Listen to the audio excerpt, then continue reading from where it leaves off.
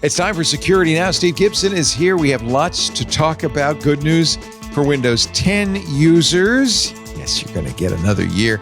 Meta's backed off on spying on its employees. A wonderful true story about the late hacker Kevin Mitnick, and the true story of a Fortinet campaign that really was a problem. Steve, I love it when he tells the stories of these hacks. You know, we've heard the news, but now we get the deep details. That's coming up next on Security Now. This episode is brought to you by Black Hat USA. If you listen to this show, you go deep on the technical detail.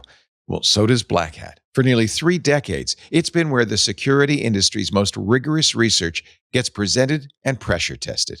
More than 100 hands-on trainings taught by practitioners who've actually deployed in live environments, not lecturers reading from slides, and hundreds of peer-reviewed briefings that go well past the overview into the real work across the 4 areas defining security right now: AI and autonomous threats, cyber conflict, systemic resilience, and identity. This year, Black Hat's Briefings Pass includes all keynotes and main stage access, plus business hall entry. You also get breakfast, lunch, Arsenal Live tool demos, on-demand session access, and admission to the Midnight in the War Room screening. Black Hat takes place from August 1st to the 6th in Las Vegas. If you want the depth this show gets into in person with the people doing the work, this is the room. And we'll be there too. Prices rise on July 17th, so book before then. Use code TWiT for $200 off your Briefings Pass at blackhat.com/US-26. That's BLACKHAT.com/US-26.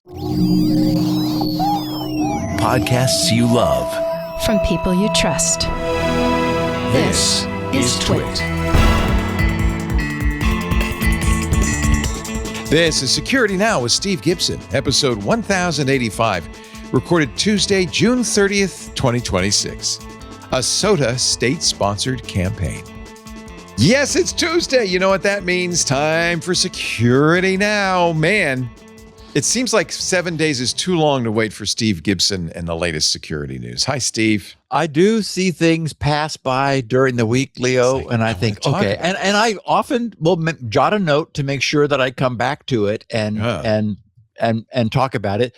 And the feedback I'm getting from our listeners today, there was so much to talk about that I think there are a couple listener-inspired things, but I'm going to try to spend more time on feedback if I can, because it's so great. And I really thank everybody for getting back to us. Audience. Yeah. The title of today's podcast would have been too long had I spelled out state of the art, because I wanted to talk about a state of the art state-sponsored campaign, which we're going to take a look at.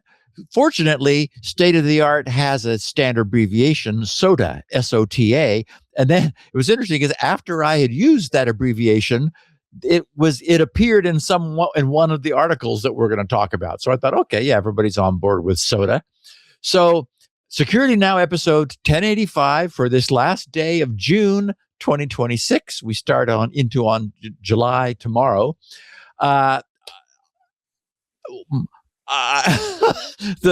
first thing we're going to talk about is how Windows 10, yes, 10, its enduring popularity has forced Microsoft to punt once again and give everybody another year of free updates.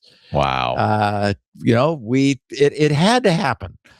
We're also going to talk about CISA directing all federal agencies to update their UniFi OS devices. We've been talking now for the last 2 weeks about the expected problems coming, and they came.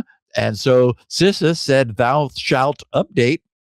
Also, once again, on a Friday, an edict was delivered from CISA, giving basically federal agencies the weekend, meaning, don't leave the office, to update all of their Cisco devices that were affected by a different badly exploited problem. Australia has been disturbed So says their inspector general, by a deeply compromised infrastructure provider. And when I read about this, I thought, well, that sounds like this state-of-the-art state-sponsored campaign we're going to be talking about. So it may have already come around. OpenAI, not to be left behind for long, has introduced a Daybreak-powered Patch the Planet initiative. Their marketing people, at least, are awake. We're going to talk about that.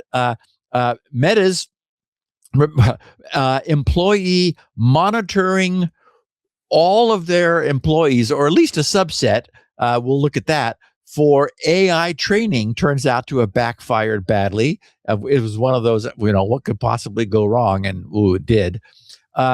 Script kiddies are figuring out how to use AI to find vulnerabilities. What are the consequences? AI is improving itself with a new term we're seeing: looping, repeating, or iterating. What's that about? Oh, yeah, everybody's talking to Lupin now. Yeah. Lupin is the new buzz. Exactly. Yep. And I've got a wonderful story I want to share about a friend of ours, Leo, Kevin Mitnick.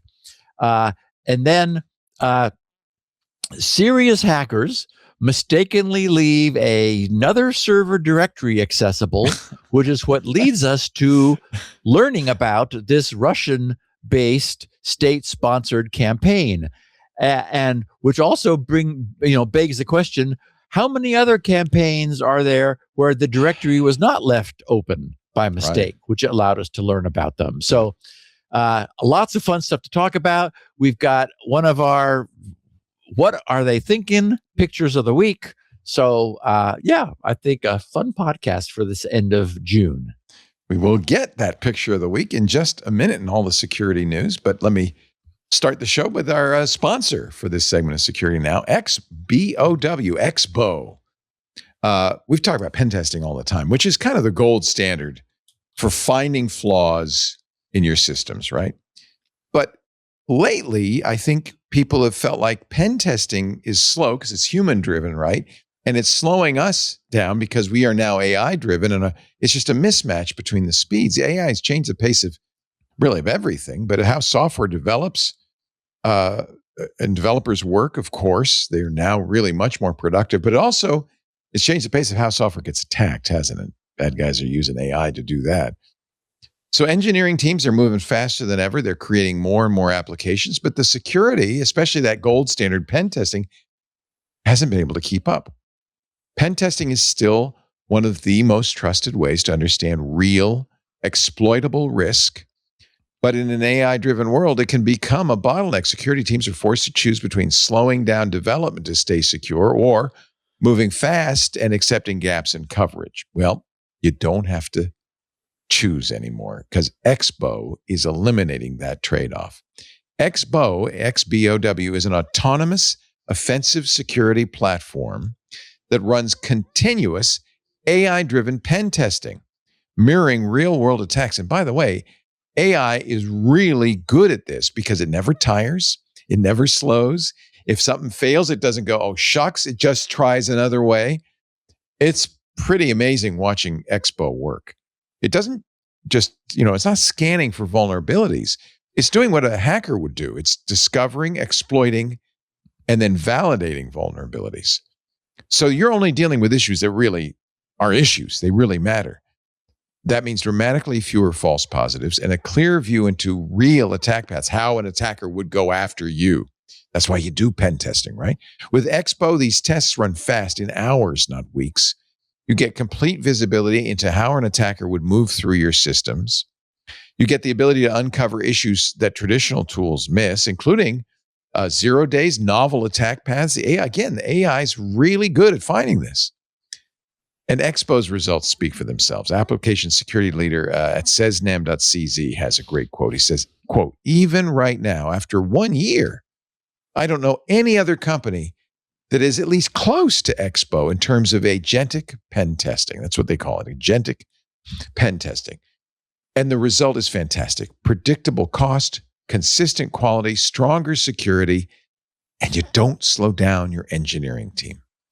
XBOW helps security teams keep pace with innovation and cover more apps more often with the resources they already have. It's got a great ancestry. It's founded by the team behind Microsoft Copilot. It's already trusted by companies ranging from fast-growing startups to the biggest, the Fortune 500 enterprises.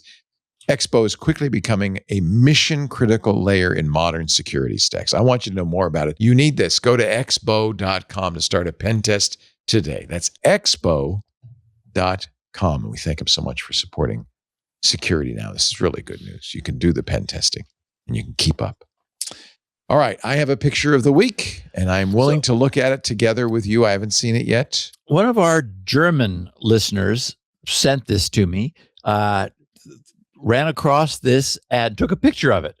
And I looked at it and he had some discussion in his email about it.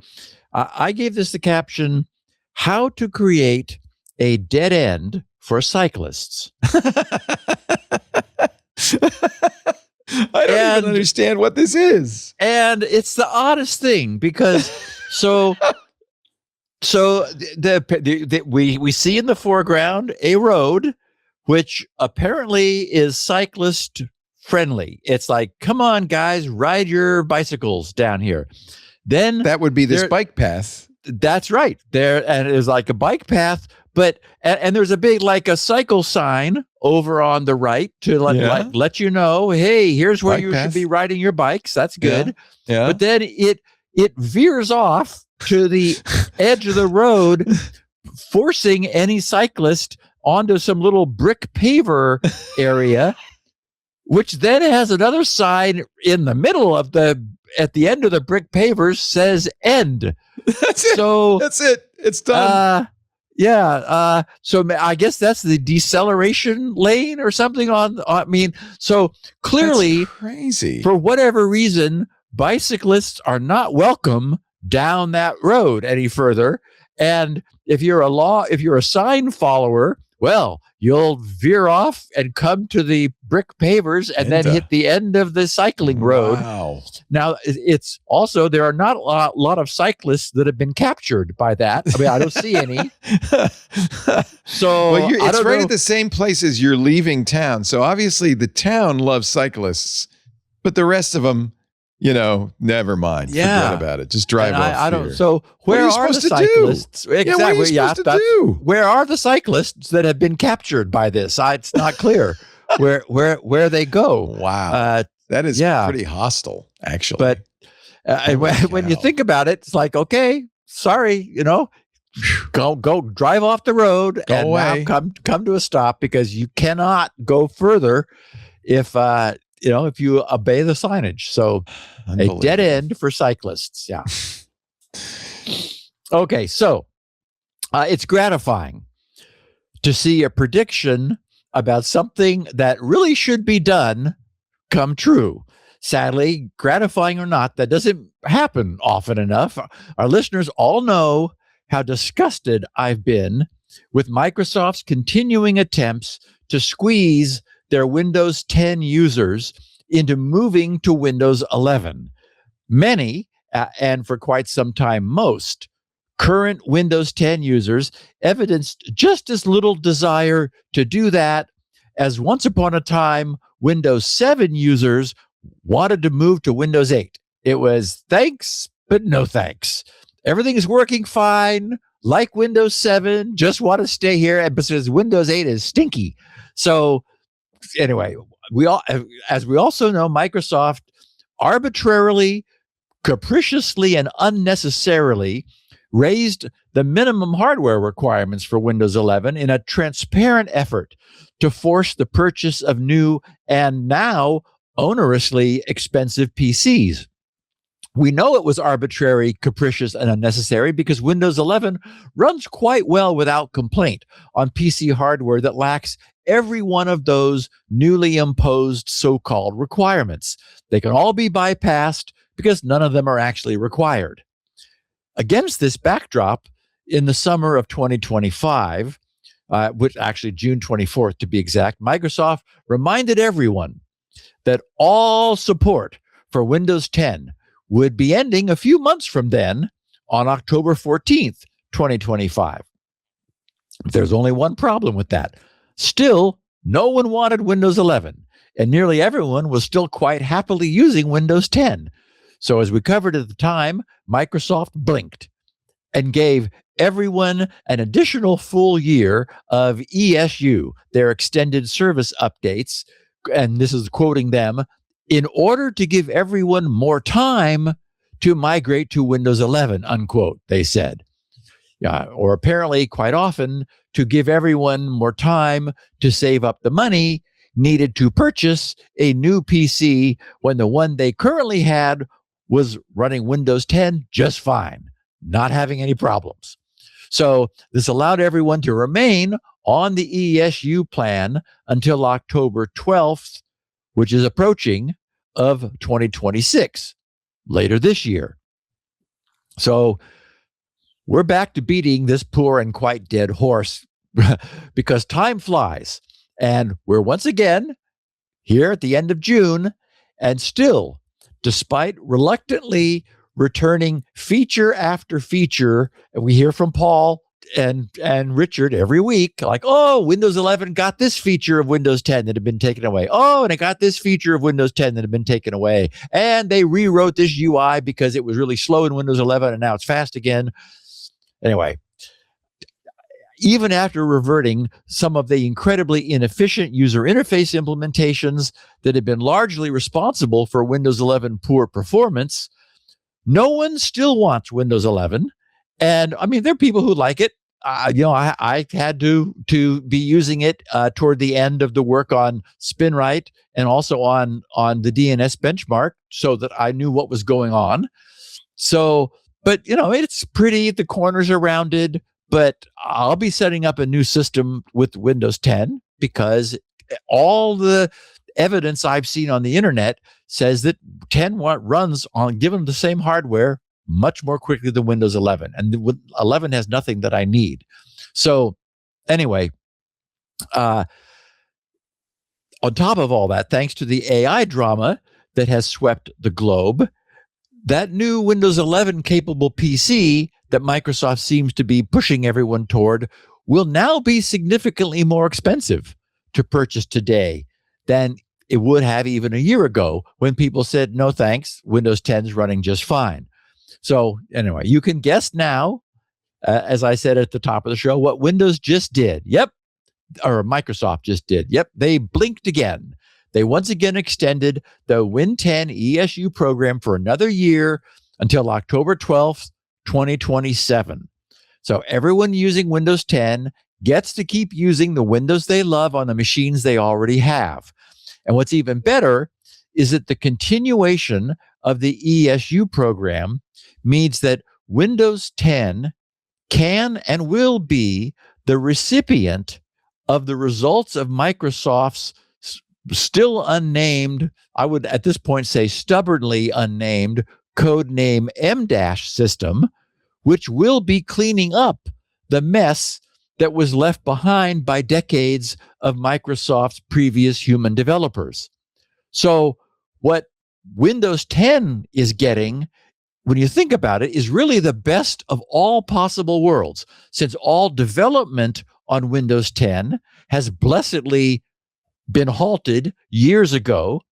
Microsoft will no longer be introducing more new bugs than they remove every month.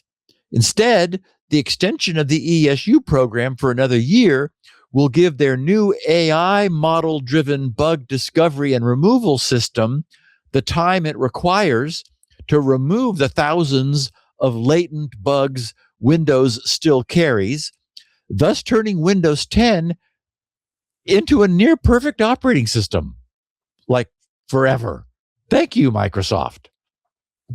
So given where we are today, I'll make another prediction.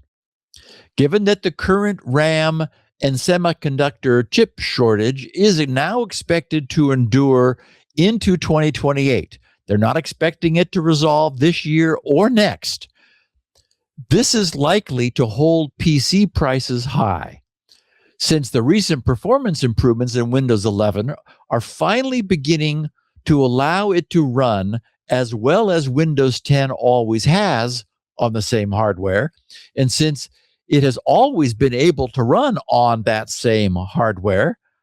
I predict we're going to see some form of Junior 11, which will, for face-saving reasons, strip out some features, maybe, hopefully, recall and some of the Copilot plus AI crap. That would be great. And it will therefore, surprise, be able to run anywhere Windows 10 can, which will mean that, this will ultimately be the only way for Microsoft to move the remainder of their holdout Windows 10 users over to 11. It'll cost no one anything. It will get everyone back under the same code base, which actually and understandably is where Microsoft really does need to get them in the long run. I wouldn't expect Microsoft to continue supporting Windows 10 forever. But if we get another year of ESUs, people who really want to stay with Windows 10 that they have on their machine will be able to. And people who want to move to Windows 11, I will be very surprised if we don't have some final capitulation from Microsoft in the form of some Junior 11. It can't have everything that they keep saying you need new hardware for. Something that will allow 11 to run on existing systems with TPM, 1.1, without some of the other unnecessary features that Microsoft is requiring systems to have. And then they can get everybody under a single code base. I get it that they really do need everybody to be resynchronized. The good news is we'll probably be left with a Windows 11, which is really good and can hold us for quite a while. So yay. Actually, Windows 12 is just around the corner. Aren't you excited? Oh, God.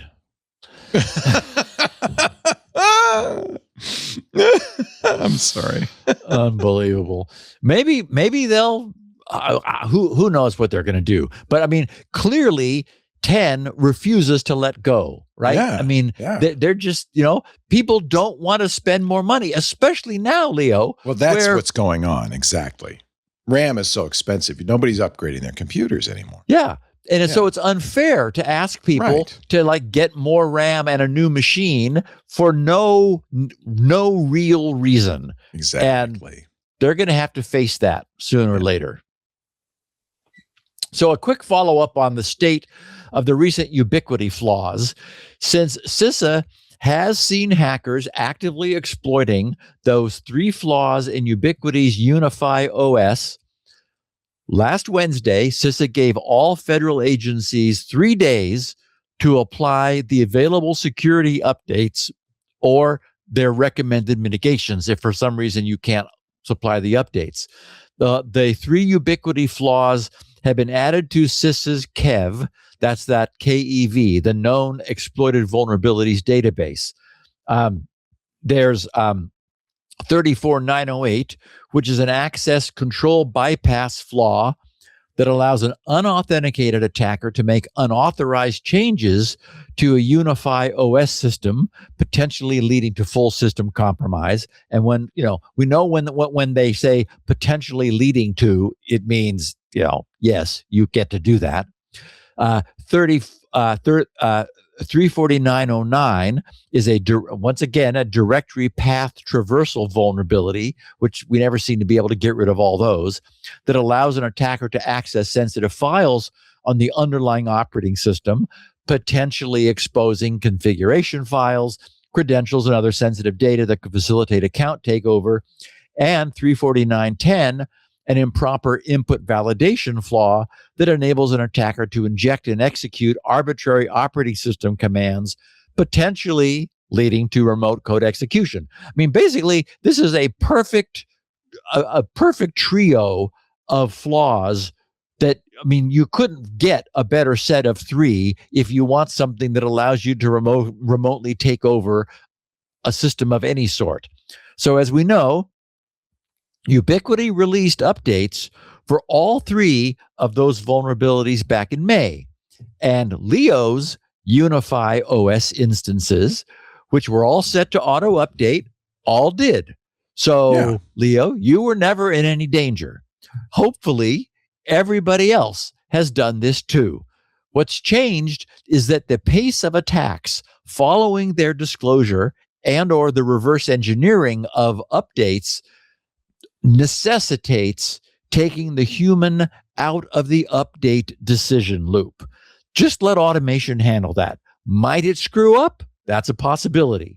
But the incidences of such screw-ups have always been rare, and we can expect them to become more rare as more of our infrastructure becomes secured. So, there's no piece of internet-facing system today that I don't have that has some potential vulnerability that I don't allow to update themselves if the manufacturer says, "Ooh, crap, we got to push this out right now." Now, that CISA announcement was on a Wednesday, so those people had Wednesday, Thursday, Friday. Last Friday, we learned that those 3-day CISA BODs, that binding operational directive, thou must update notices, they also include the weekend, as it turns out. It's not 3 business days, it's 3 calendar. Yeah, 3 calendar days. CISA issued a directive Friday giving federal agencies until Sunday night to patch. Come to think of it, might be that patching over a weekend, it would actually be easier, right? Since the network would presumably be much quieter with fewer, if any, people disturbed by an update and maybe a necessary reboot of the system. I did see something that I've never mentioned because it just kind of flipped by a few weeks ago. It was a mention that the idea of the necessity to reboot is being rethunk by the industry, because it's understood that the need to take down a piece of border equipment, and after all, it's the equipment on the border that is the stuff that's under attack, right? The need to basically shut down the network during what could be a lengthy update and reboot is a reason that IT doesn't. So who says you have to reboot a system? I mean, we have seen Microsoft beginning to inch toward some no reboot needed updates, and all of this necessity, this whole idea of needing to boot a fixed piece of firmware, it's only legacy. I mean, really, you don't have to reboot? No, there's no reason that a system could not have been structured so that you could have 2 instances, for example, of a library, and briefly switch the pointers from the old one to the new one, so that basically no one would even notice that you are now operating under the new library. So this whole concept of needing to take the whole system offline and then bring it back up again, that's really old school. And so I think what we're going to begin to see is and what a selling point, right? I mean, if you had, 3 pieces of equipment you were choosing among, Juniper and F5 and Palo Alto networks, and Juniper was able to say, hey, we have 0 reboot updates. We will update your system with no downtime. And the other 2 guys didn't have that. Well, that's a selling point. So you can imagine we're going to be seeing that in the future. I would love that. I didn't realize it wasn't possible. Yeah, definitely is possible. There's no reason. Well, so that'd be true of operating systems of all kinds, right? Windows, sure. Linux, everything. And look at the zero patch guys. They do 0 reboot patching on the fly. So definitely something that could be done. So the story behind, in this case, this single high severity flaw, which was on Friday, on last Friday, CISA said every federal agency must have updated by Sunday night. So as of yesterday, all federal agencies need to have updated this Cisco deal. This was a server-side request forgery. The CVE is 2002-30. It was discovered in Cisco's Unified Communications Manager server. They released security updates to address the flaw 3 weeks earlier on June 3rd. And at the time, they warned, because they knew that exploitation could give attackers root privileges on the device.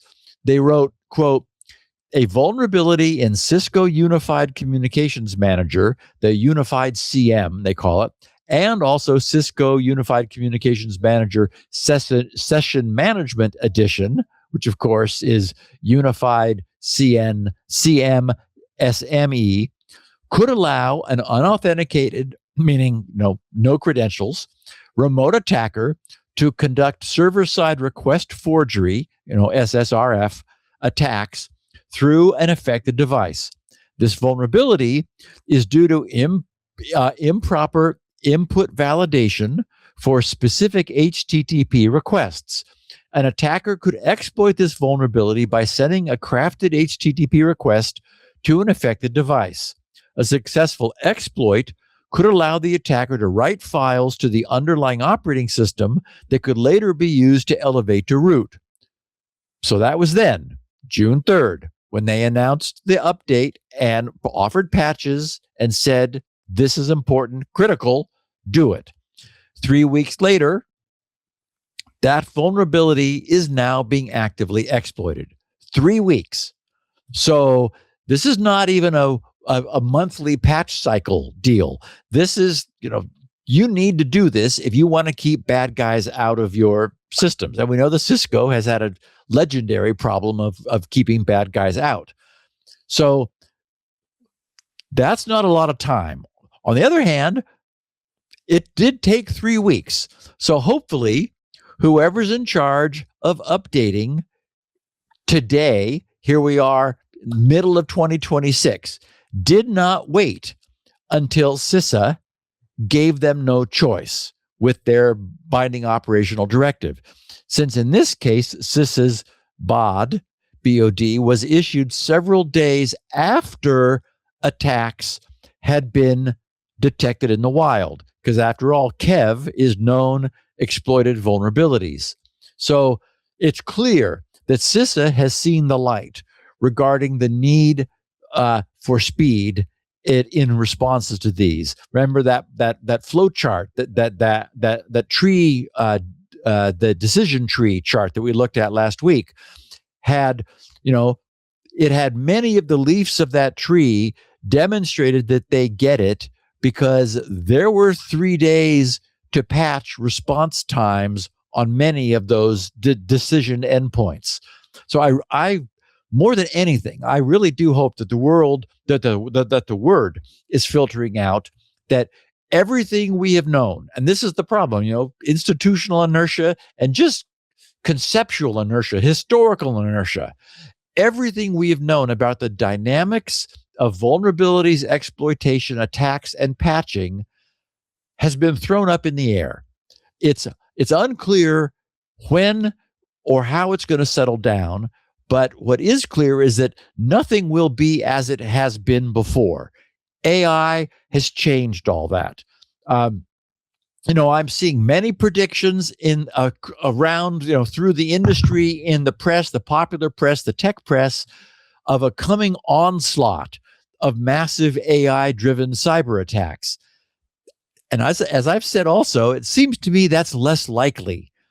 I guess I would say massive AI-driven cyber vulnerabilities.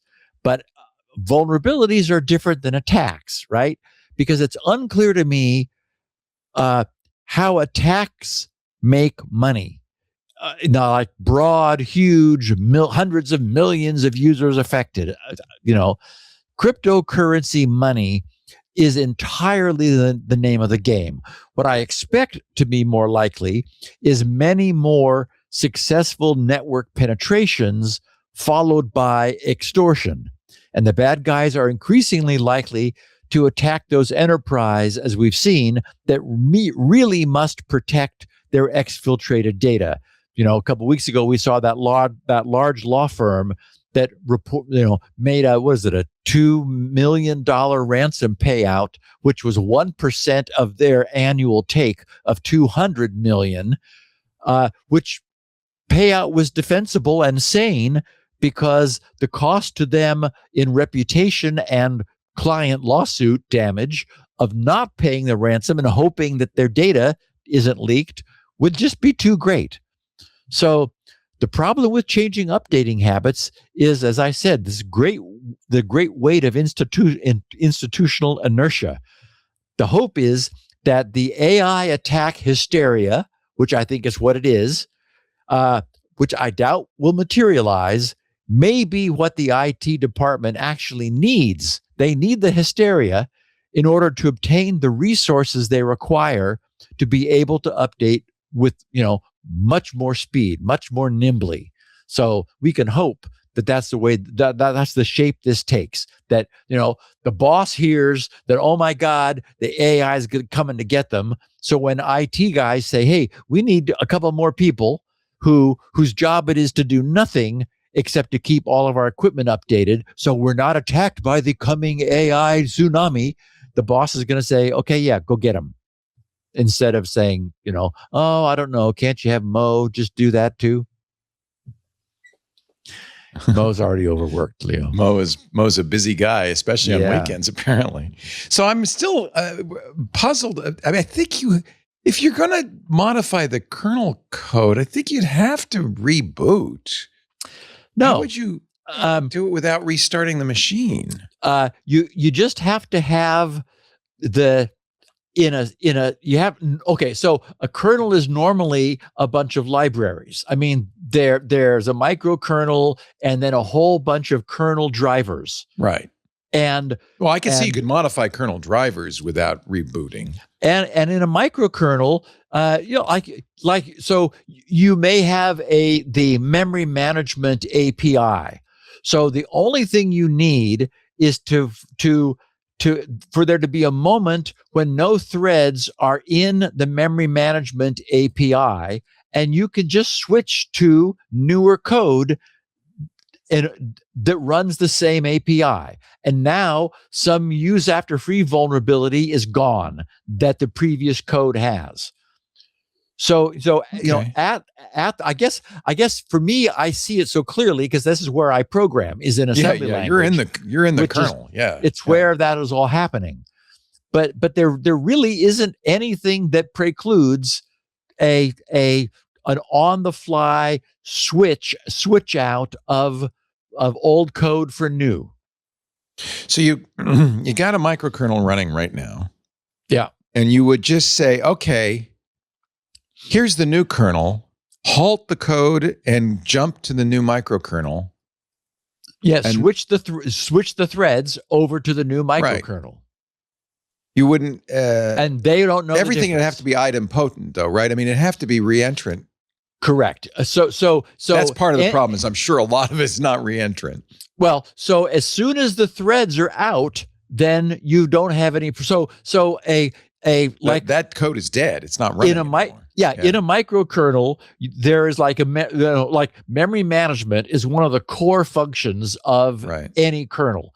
Right. And so if at any point there are no threads that are actually doing work in there, then you simply just say, switch. Go to that one. You then the next thread that comes along that wants to do but what thread is doing that? There is a thread that is doing that switch. That's running, but I guess you just let that die when it's done. You would have a supervisor that would be in charge of swapping out old code for new code.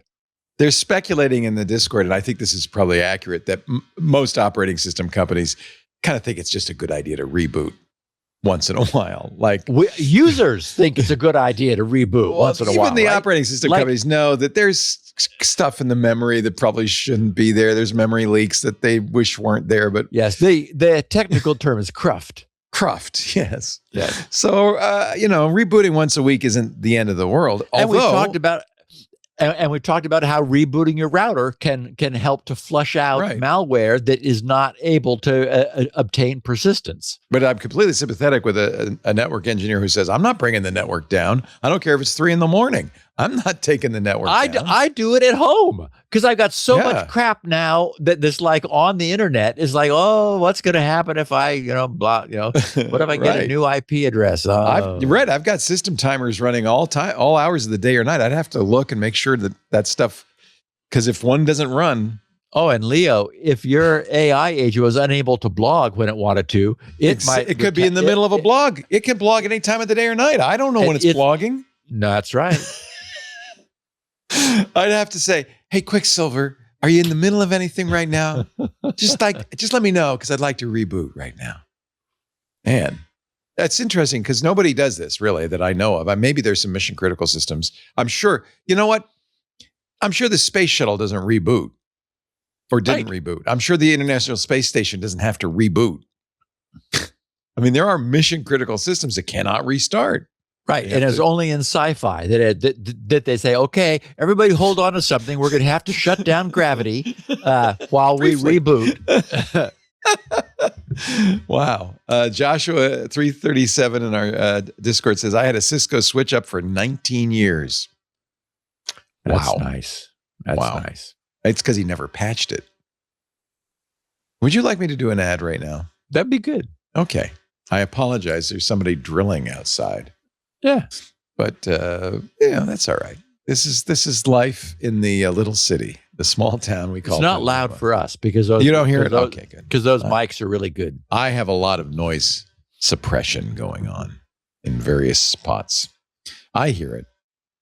Our show today brought to you, but we'll get back to security now in just a bit. I know you. It sounds like an old matrix printer going back and forth. Oh, there's a sound I don't miss. And before that, the teletypes. Every radio station had going on all the time. At least you knew when it was done. You didn't have to go over and check. Right. Yes. It got suddenly quiet in here.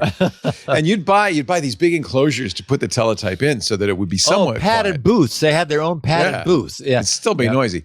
And then if it's a big story, something big happened, the bell would ring. And if it rings 5 times, man, you run over to that AP. Yeah. Ding, ding, ding, ding, ding. Oh, we got a hot one. Our show today brought to you by Hawks Hunt. Now, if you're a security leader, if you're ever been on pager duty, if you ever get a middle of the night phone call, first of all, you have my deepest sympathy, but also you got a tough job. And one of the toughest things lately is keeping your employees from causing security issues.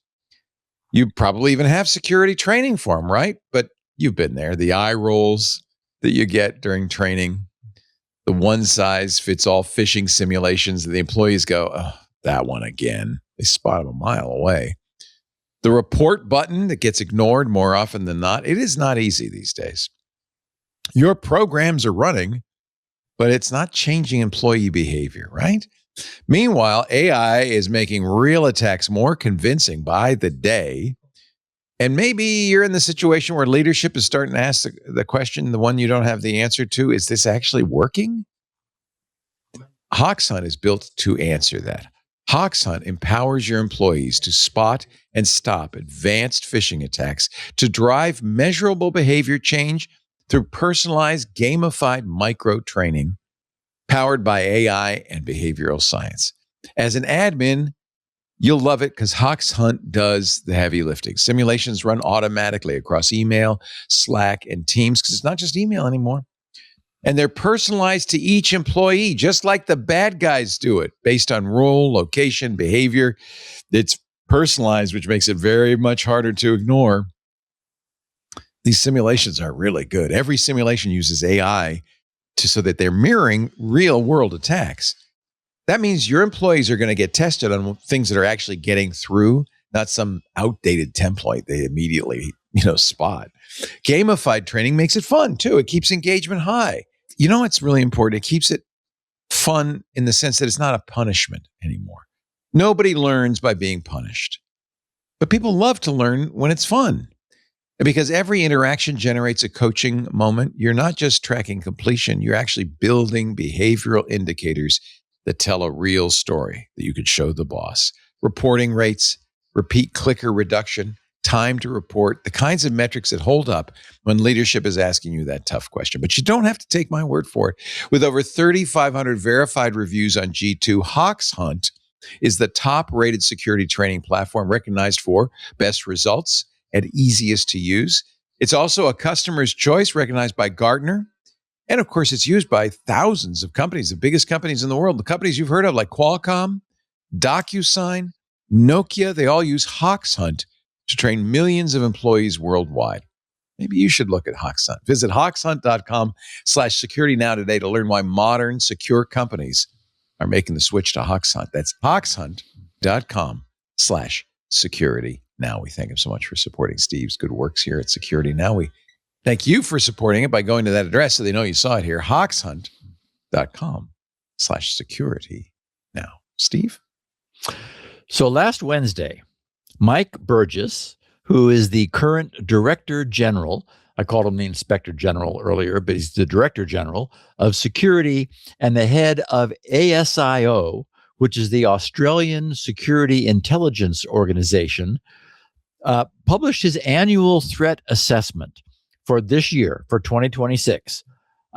It was not at all cyber specific, talking about many other social aspects, which impinge upon Australian security, lots of foreign actors and countries that are unhappy and so forth. But there was a section regarding threats to Australia's critical infrastructure, and it was a doozy. Mike wrote, critical infrastructure. The third matter we dealt with can also be a threat to life in extreme circumstances. We discovered nation-state hackers had compromised the network of an Australian critical infrastructure provider. ASIO assessed the hackers were preparing for sabotage. They weren't planting digital dynamite as such.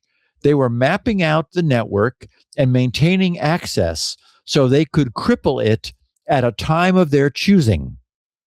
Cyber sabotage is an evolving threat, and I have established dedicated teams to counter it. As ASIO's understanding grows, so does our level of concern. The scale of this activity, led by one nation state in particular, is difficult to overstate. You and they would be surprised how extensive our warrant coverage is. We struggle to find a single country in our region that has not been compromised by this state's cyber apparatus. Critical infrastructure in the energy and communications sectors, as well as infrastructure supporting the military, are top targets. In this case, a state-sponsored group did not just achieve access to the Australian critical infrastructure provider, it successfully acquired credentials, login details, and passwords for active users of the networks, including the IT professionals guarding it. ASIO identified, tracked, and attributed the hack and worked with the victim company and our security partners to remediate the compromise, work which is still ongoing. So as I said, so that's like, whoa, this is what countries are facing. By the way, our resident Australian says they pronounce it ASIO. ASIO, ASIO. Yeah, ASIO, yeah. Actually, that makes sense too, because they use S's where we use Z's. Like organization is, NISATION. So, right. Although knowing Aussies, he could be pulling our leg. But I think Darren's saying it's a long A. ASIO. ASIO. Is it ASIO? Yeah. ASIO. Okay. Anyway, so I encountered this report, as I noted, after fully digesting and laying out this week's main topic. So when I saw the way the intrusion into Australia's infrastructure provider was described with that full credentials and login and everything, I noticed that it exactly corresponded to what we'll be examining as today's main topic. And there are so many intrusions in that state-sponsored campaign that I wouldn't be surprised if this was one that Australia's unnamed infrastructure provider got swept up in. So we'll be sort of circling back to this by the end of the podcast. But interesting that there's a view from the victim side where they said, "Oh, wow, we are really in trouble here." Okay, so last Monday, a week ago and a day, not to be outdone by Anthropic with Mythos 5 and Fable 5, OpenAI announced their initiative dubbed Patch the Planet. This uses their Daybreak system, which we noted a couple of weeks ago. They announced to sort of be their response to Mythos, Anthropic's Mythos. And this whole system has already been producing results, which I'm going to share in a minute. Their announcement said, "We are introducing Patch the Planet, a Daybreak initiative built with Trail of Bits to help maintainers strengthen the critical open source software world, open software the world relies on. We're pairing AI-assisted security research using our most cyber-capable models with expert human review to not only identify vulnerabilities, but help patch them. AI is accelerating vulnerability discovery, but discovery alone does not protect users. Many maintainers are already being asked to sort through more reports more quickly with the same time limit and resources.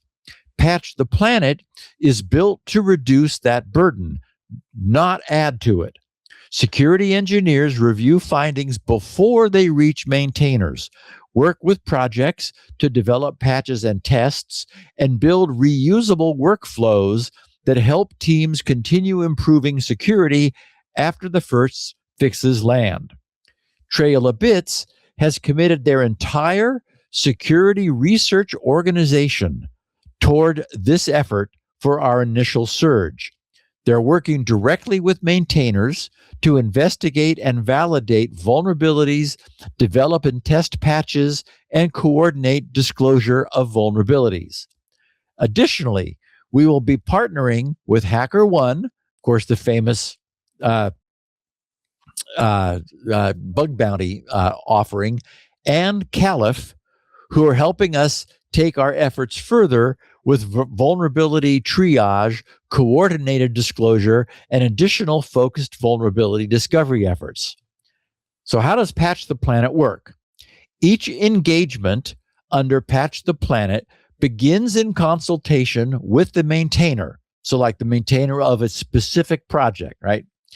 They said for each collaboration, security engineers work with maintainers to understand each project's needs, preferences, and where additional security effort would be most useful. Vulnerability validation, patch development, CI/CD improvements, or longer-term security engineering. Once aligned, researchers investigate potential vulnerabilities, validate meaningful issues, develop or refine patches, support testing, and coordinate disclosure through the project's established channels. So it's interesting. This feels more hands-on, more human aimed and managed. It's not just a, aim the AI at it and stand back kind of approach. They said initial participants include curl, NATS server, PyCA cryptography, SigStore, AIO HTTP, the Go project, Free Nginx, Python, and Python.org. These projects support widely used networking, cryptography, software supply chain, and natural and language infrastructure, where stronger security can benefit a broad range of downstream products and services. Additional projects will join in future rounds. So again, they're also not doing everything at once. Because their human side resources are limited. They've chosen a bunch of projects and they are working closely with the maintainers of that code.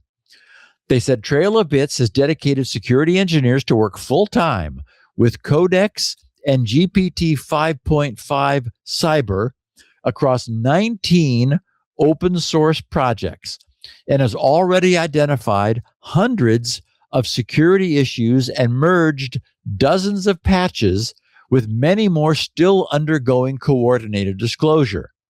The initial sprint also produced reusable security infrastructure, fuzzing harnesses, historical CVE analysis pipelines, differential testing systems, threat models, expanded test suites, and workflows for deduplication, false positive filtering, severity correction, and patch generation.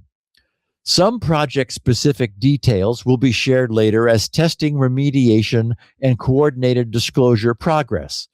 A few early examples show what the team was able to build and find. A fuzzing lab in less than a day.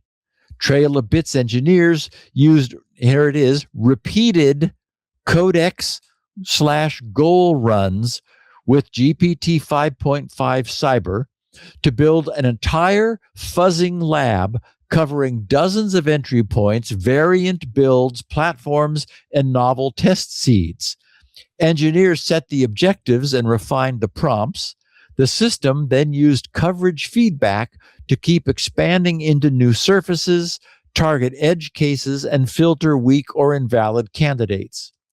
Trail of Bits engineers found that with limited guidance, GPT 5.5 Cyber made useful choices about where to expand coverage, which builds and entry points to probe, and which candidates were too weak to pursue. The completed setup took less than a day. Trail of Bits estimates that building the same lab manually would ordinarily take at least several weeks rather than less than a day. And it wouldn't have been as much fun, right? They said a reusable pipeline for finding variants of known vulnerabilities. They also achieved. The team built an end-to-end system that ingests historical CVEs, extract relevant vulnerability patterns, searches target code bases for related flaws, and sends candidate findings through specialized judging agents. The pipeline deduplicates results, filters likely false positives, and routes the strongest evidence to security engineers for manual confirmation.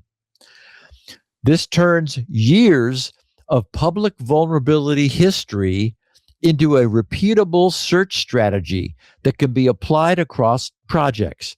Trail of Bits found the models especially effective at this kind of variant analysis, which uncovered many additional issues across the code bases under review. Okay, now, just sort of stepping back from this, if this was posted this time last year, these details would have left our mouths hanging open in wonder and disbelief. But now, today, our reaction is, okay, sure, what else? And as it happens, there is else. They wrote, differential testing in days instead of weeks or months were created. Different implementations of the same protocol should usually behave the same way under the same inputs, thus differential testing, right? When they diverge, one may contain a bug. Applying this idea at scale is normally difficult because engineers must write custom shim and glue code connecting each implementation to a common test harness. Codex generated and iterated, there's the word again, iterated on that code, allowing multiple implementations to be fuzzed against one another and their behavioral differences investigated.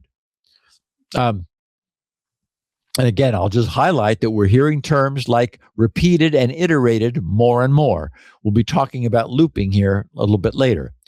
What we're collectively learning is that AI gets better when it iterates over problems. So they continue their posting. The workflow filtered many weak or invalid results, and produced a comparatively high signal set of candidates for expert review. The team reached those results within days, compressing work that has historically taken weeks or months.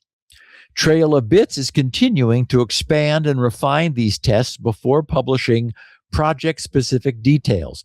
Basically, so what we're seeing is there's like a meta outcome from this work. That they have the AI, they're learning how to apply the AI across a set of 19 open source projects. But the result of these learnings, God, I just used that word, is a set of harnesses and approaches that end up being persistent. That is, the things that they're developing are ways of harnessing AI that are inherently reusable. They wrote, security engineers reviewed every finding before it reached a maintainer. Trail of Bits engineers manually reviewed every security issue before it was submitted to a maintainer, and the added value of this step cannot be understated. While frontier AI models are highly capable of finding vulnerabilities and patching them, they also produce a high volume of false positives that can contribute to the already overwhelming backlog maintainers are facing. Patch the Planet solves for this by having dedicated Trail of Bits researchers reproduce the evidence, check findings against project-specific documentation and threat models, remove duplicates, reassess severity, and prioritize confirmed vulnerabilities for remediation. They also develop and submit patches in accordance with maintainers' preferences.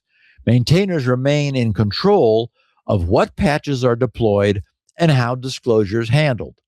What OpenAI Daybreak is already finding are Patch the Planet builds on a broader body of Daybreak work, showing how frontier models can help defenders find, validate, and remediate serious vulnerabilities in widely used software. We're sharing a few early highlights here while withholding exploit mechanics and project-specific details where disclosure is still underway, meaning, once again, as did Anthropic before them, they found a bunch of stuff they can't talk about because they need to go through the responsible disclosure approach and wait for these things to get fixed in the field.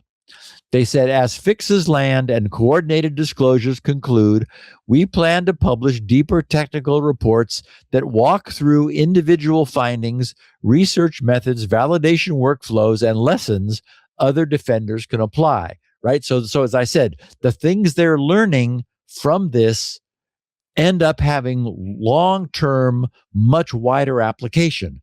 They don't want to release that yet because it is still too powerful.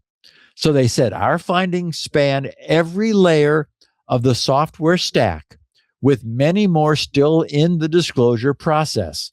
So here's what they have found so far.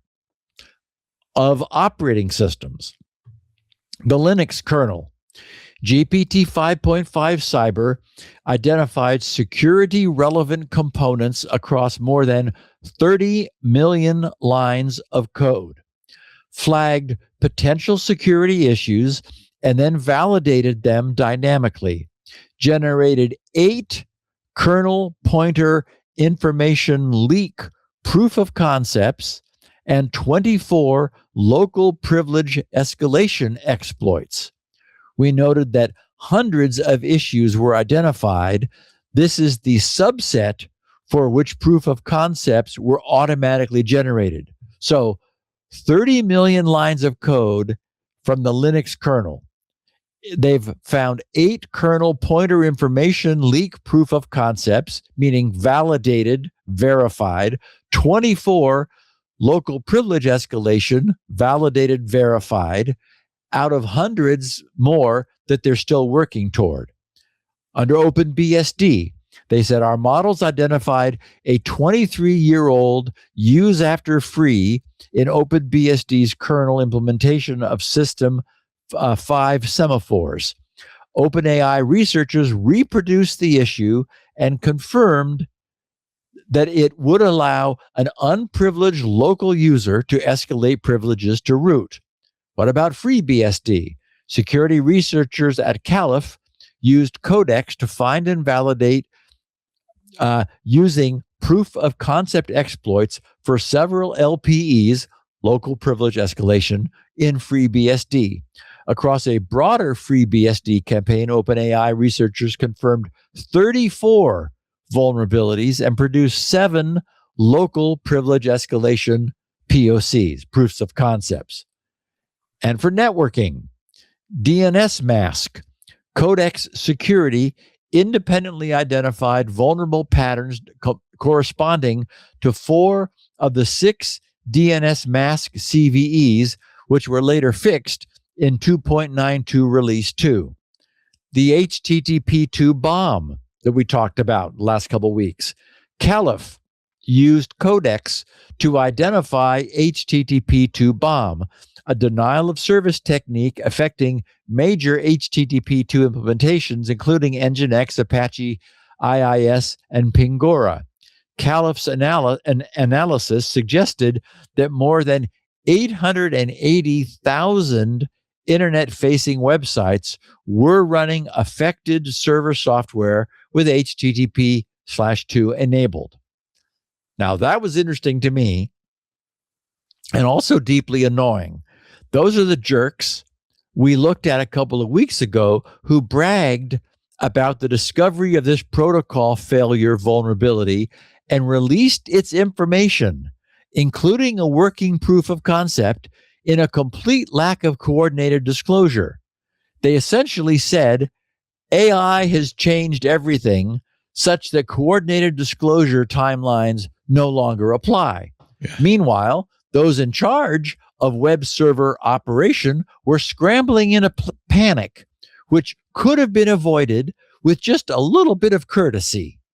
I'd love to see Caliph's access to Daybreak rescinded, since this is not the way it was supposed to be used. I was a little annoyed to see that they apparently are an active participant in this.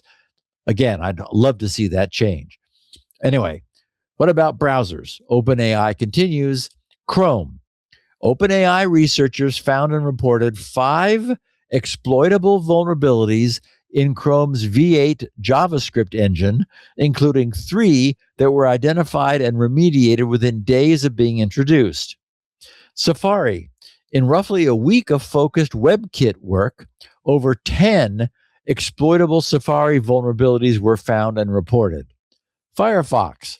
OpenAI preparedness identified a WebAssembly vulnerability, which happened to be CVE 2026-8390, with GPT 5.5 during safety evaluations that Mozilla patched 2 days before Pwn to Own Berlin. Them patching it 2 days before Pwn to Own Berlin, thanks to GPT 5.5 work, prompted 5 of the 6 registered Firefox entries to withdraw from the competition because AI beat them to it. No Firefox exploit was successfully demonstrated at the competition, which is very cool. You know, what we're seeing is a relatively, certainly comparatively rapid tightening up of the world's software. This is what that's going to look like. Pwn to Own will no longer have anything to pwn and then own. They said open source software is sharing infrastructure. Open source software is shared infrastructure. Indeed, Log4j, for example. Securing it should be shared work. AI is changing the pace of vulnerability discovery, and the work now is to make sure the benefits reach the maintainers and users who need them most. Patch the Planet is designed to put that full defensive loop in service of maintainers. Discovery, validation, severity review, disclosure, patch development, testing, and deployment. Frontier models can make parts of the loop faster, but the aim is to give the people responsible for shared infrastructure, meaning the maintainers, better tools and more capacity while preserving their agency over how changes land. Again, Caliph did not do that for the maintainers of HTTP2. They just said, "Yep, look what we found. Woohoo." The first sprint, they wrote, shows that sustained collaboration among maintainers, security engineers, and AI-assisted workflows can produce immediate fixes, stronger project infrastructure, and reusable security work that can continue improving open source software over time. This, they conclude, is just the beginning.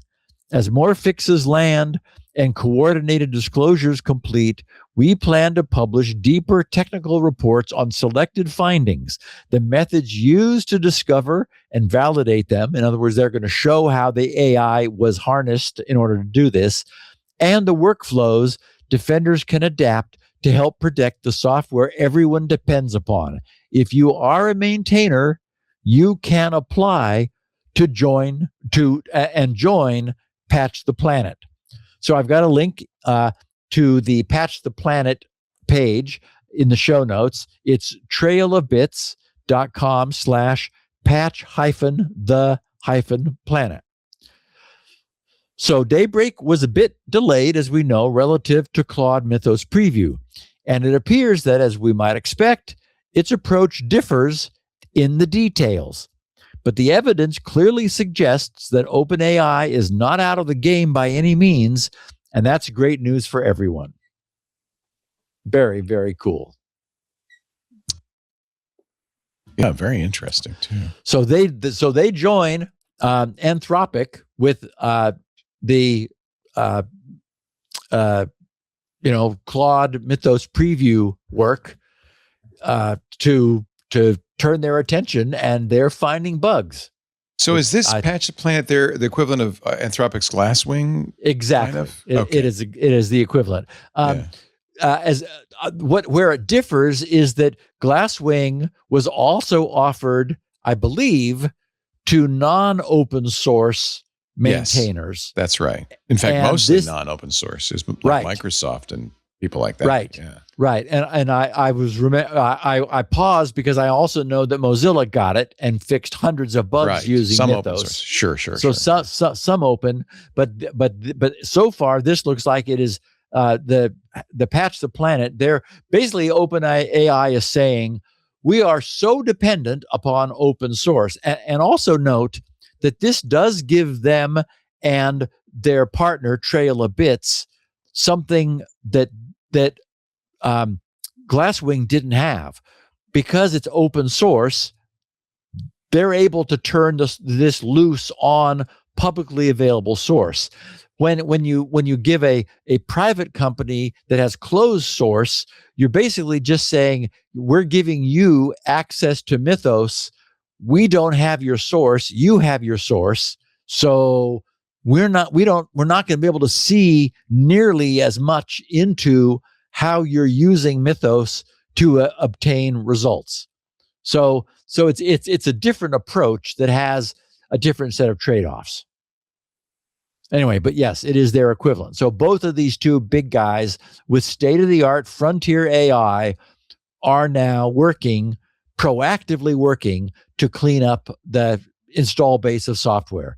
In the case of Patch the Planet, with 19 public projects. And Leo, the other thing that's going to help to clean up the planet, more coffee, is yes, it'll keep the planet spinning. Oh, I like your new Contigo mug there. That's a pretty little copper thing. Is that new? Is that yeah? It's coffee colored. Yeah. So it's appropriate. Our show today, ladies and gentlemen, is brought to you by the good folks at Cohesity. I want to welcome Cohesity. Wow. Yeah, you know the name, don't you? Brand new sponsor after a major cyber attack. Recovering everything at once isn't always the fastest path back to business. The immediate priority, if you think about it, this makes sense, is restoring a trusted operating core, right? You restore everything and you're still corrupted. Not so good. You need the minimum systems, data, and processes needed to keep critical operations running. And that's why Cohesity has something called the Minimum Viable Company, or MVC, a framework for defining, protecting, and recovering what matters most first. I know you probably don't want to think about this. You want to say, oh, we'll never have this problem. But I think now, proactively, this is the time to think about this, to plan this. MVC helps organizations identify, do it now before you're hit, the essential applications, data, people, and processes required to serve customers, maintain communications, protect revenue, and meet critical obligations. This is not something you want to think about after you've been hit. This is something you want to think about now. This is part of your recovery plan. Cohesity provides a clear recovery target with this MVC. It lets teams focus resources where they'll have the greatest business impact. By restoring this trusted operating core first, organizations can reduce downtime. You're actually going to accelerate recovery. And most importantly, you're going to maintain continuity while that broader restoration effort continues. Cyber resilience isn't just about, let's get back online. It's about keeping the business operating when disruption strikes. And Cohesity can do it. Learn more at cohesity.com/resilience. Cohesity, resilience everywhere. Cohesity.com/resilience. We welcome Cohesity. It's really great to have you. That's fantastic. Good company with I think this is a brilliant idea, very important product. Yeah, focus on getting back up. Yeah, but a minimal viable, way to get services back while you do the full recovery. Don't try to do it all at once. That makes a lot of sense. Okay, Steve, on. So we talked briefly, and it only deserved a brief mention before, but oh boy, about Meta's clearly misguided plan to record all of their employees' keyboard, mouse, and screen activity for the just streaming surveillance from every PC for the ostensible purpose of training AI of some sort. At the time, I quipped that it would be weird to have AI looking over our shoulders, as it were, training on our own work seemed like training our own replacement. But in classic what could possibly go wrong failure, it was worse than that. Last Monday, Wired picked up and covered the adventure under their headline, Meta exposes data internally from its controversial employee tracking program. I know. And Wired had the teaser. Employees had previously raised concerns about the initiative, which involves collecting workers' keystroke data to train AI models. Oh boy. Wired wrote, Meta left potentially sensitive information collected from employee laptops accessible to anyone inside the company. And, it's not a small company. According to an internal security notice seen by Wired and 3 current employees familiar with the issue. The data, which was collected as part of a divisive initiative to train artificial intelligence models, is believed to include keystrokes, mouse clicks, and content displayed on the computer screens of Meta's U.S. employees. Wow. Like I said, literally a surveillance stream pouring out of every Meta employee laptop. It's like, what could possibly go wrong? And they left it in the open. Like, oh, wow. Meta spokesperson Tracy Clayton initially confirmed to Wired that the company is investigating the security issue. As this story was being published, Wired wrote, he added that Meta is pausing the data collection program indefinitely. Wait, can you have an indefinite pause, Leo? Does that mean it's indefinite how long the pause will last? Or it's an indefinite pause, meaning it's a pause, we're calling it a pause, but we killed it. I don't know. Anyway, Clayton said, quote, we have carefully designed this program. I just love bullshit. We have carefully designed this program with privacy safeguards. Of course. And of course, why wouldn't we? And besides, I've been told to read this statement. And while we have no indication at this time that any data was improperly accessed by Meta employees, we're pausing it while we investigate. It sounds like a temporary, maybe. According to documents viewed by Wired, the security notice sent out last Monday indicated that, quote, employee data across 45,000 Hive tables had been exposed. Those tables included employee activity such as full prompts and transcriptions, private conversations, people, and performance data. So, wow, Big Brother much? Basically, apparently, employees are being fully and continuously surveilled with all of that massive data collected for AI research. Anyway, Wired's article continues saying some employees at Meta quickly seized on the security failure, saying in internal forums that it validated concerns they had raised when the company began tracking users' corporate laptops in April as part of a program known as the Model Capability Initiative, MCI. Comments about the incident posted on internal forums Monday included questions about how Meta's privacy reviews failed to prevent the breach and whether everyone whose data was potentially exposed will be allowed to attend a meeting going over what went wrong, according to posts seen by Wired. In one internal forum where staffers are known to trade jokes, an employee posted a meme from the office of the character Jim Halpert holding a sign that reads, 0 days since our last nonsense. Sources at Meta who were not authorized to speak publicly tell Wired the incident has now been marked as closed, meaning it was likely resolved. In an internal posting responding to employees' questions on Monday seen by Wired, Andrew Bosworth, Meta's chief technology officer, their CTO, said that the tracking program's implementation had fallen short of the standards outlined in its privacy review. Wow, corporate speak. And that findings from the incident would be shared. Bosworth noted, quote, here, we had misconfigured ACLs, access control lists, and we need to understand how that happened, track down every data access and understand it. Right. Because there's so much there to understand, Leo.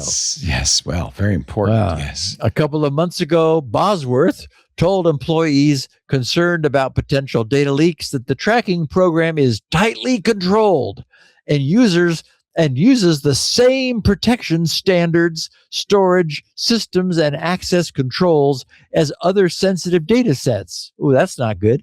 According to internal posts, see, like this is as good as we could get it, and it's bad, apparently. Last month, more than 1,600 Meta employees signed an internal petition protesting the laptop surveillance effort, warning that, quote, collecting this data introduces both security and regulatory risks for Meta, including the potential for breaches and unauthorized disclosure. The petitioners also expressed concerns with what they viewed as a lack of safeguards that Meta had put in place. One engineer also wrote a widely shared internal note saying having their laptop screen scraped for training data without their consent felt like an invasion of privacy and amounted to exploitation. Right. Meta, that's how everybody felt about recall initially, right?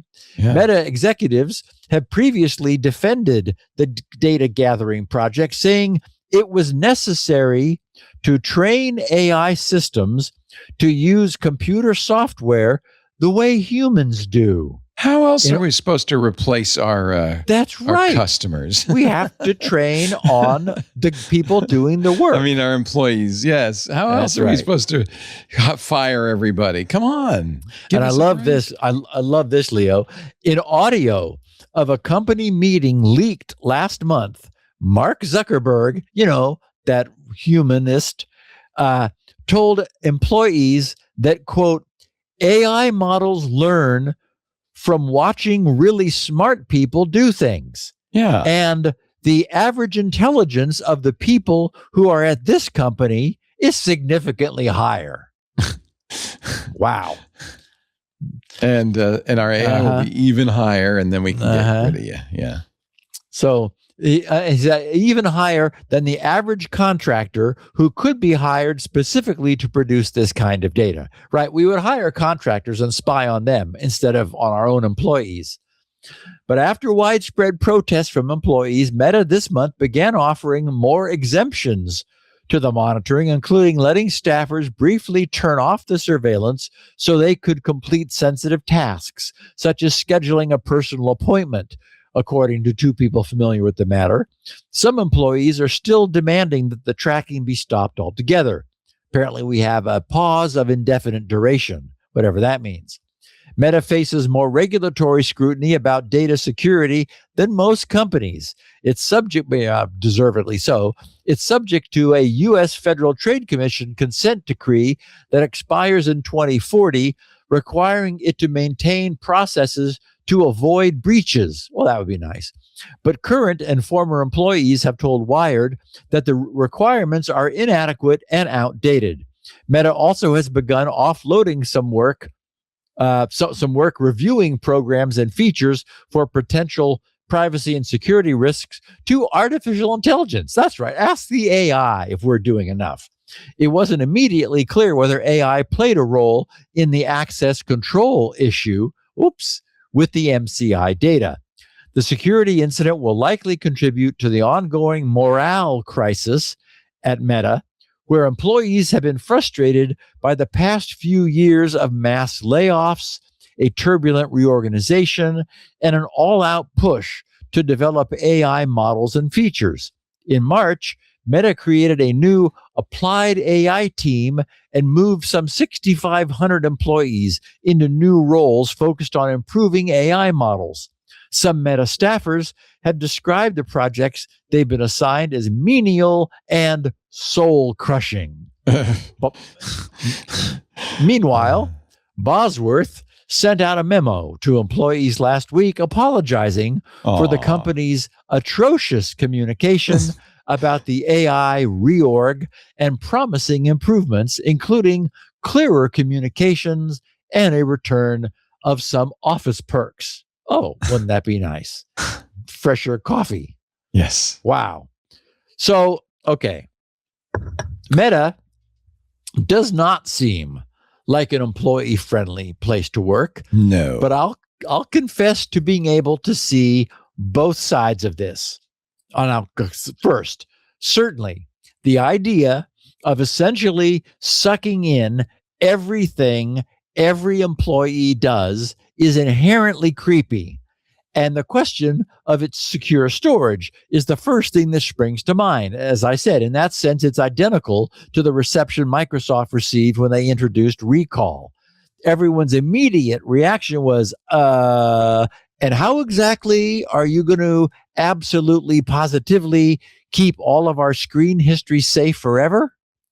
And on top of that, Microsoft had to arrange to not capture anything that might actually be sensitive, like on-screen passwords and credit card numbers that people were entering. So the whole idea, right, is inherently fraught with risk.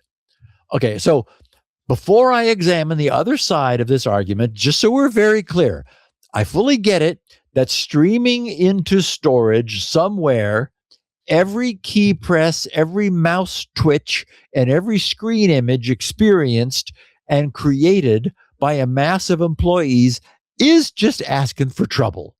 Not to mention being an astounding invasion of privacy.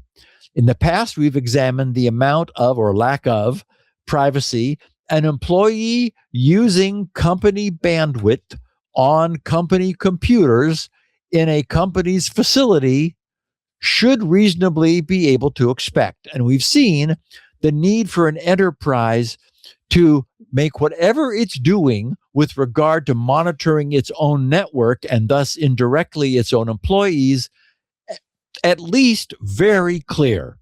Make it clear. But Meta's recorded surveillance of every twitch is taking that to extremes. One question I had was whether Mark Zuckerberg's and other C-suite executives were also participating in this grand surveillance experiment, the brain suck, or had they perhaps politely excused themselves from the same super secure surveillance that everyone else was subjected to? After all, if the AI is supposed to be training on the smartest people available, who better at Meta than the C-suite executives at the top of the pecking order? I guarantee right? you Mark wasn't getting spied on. I guarantee you.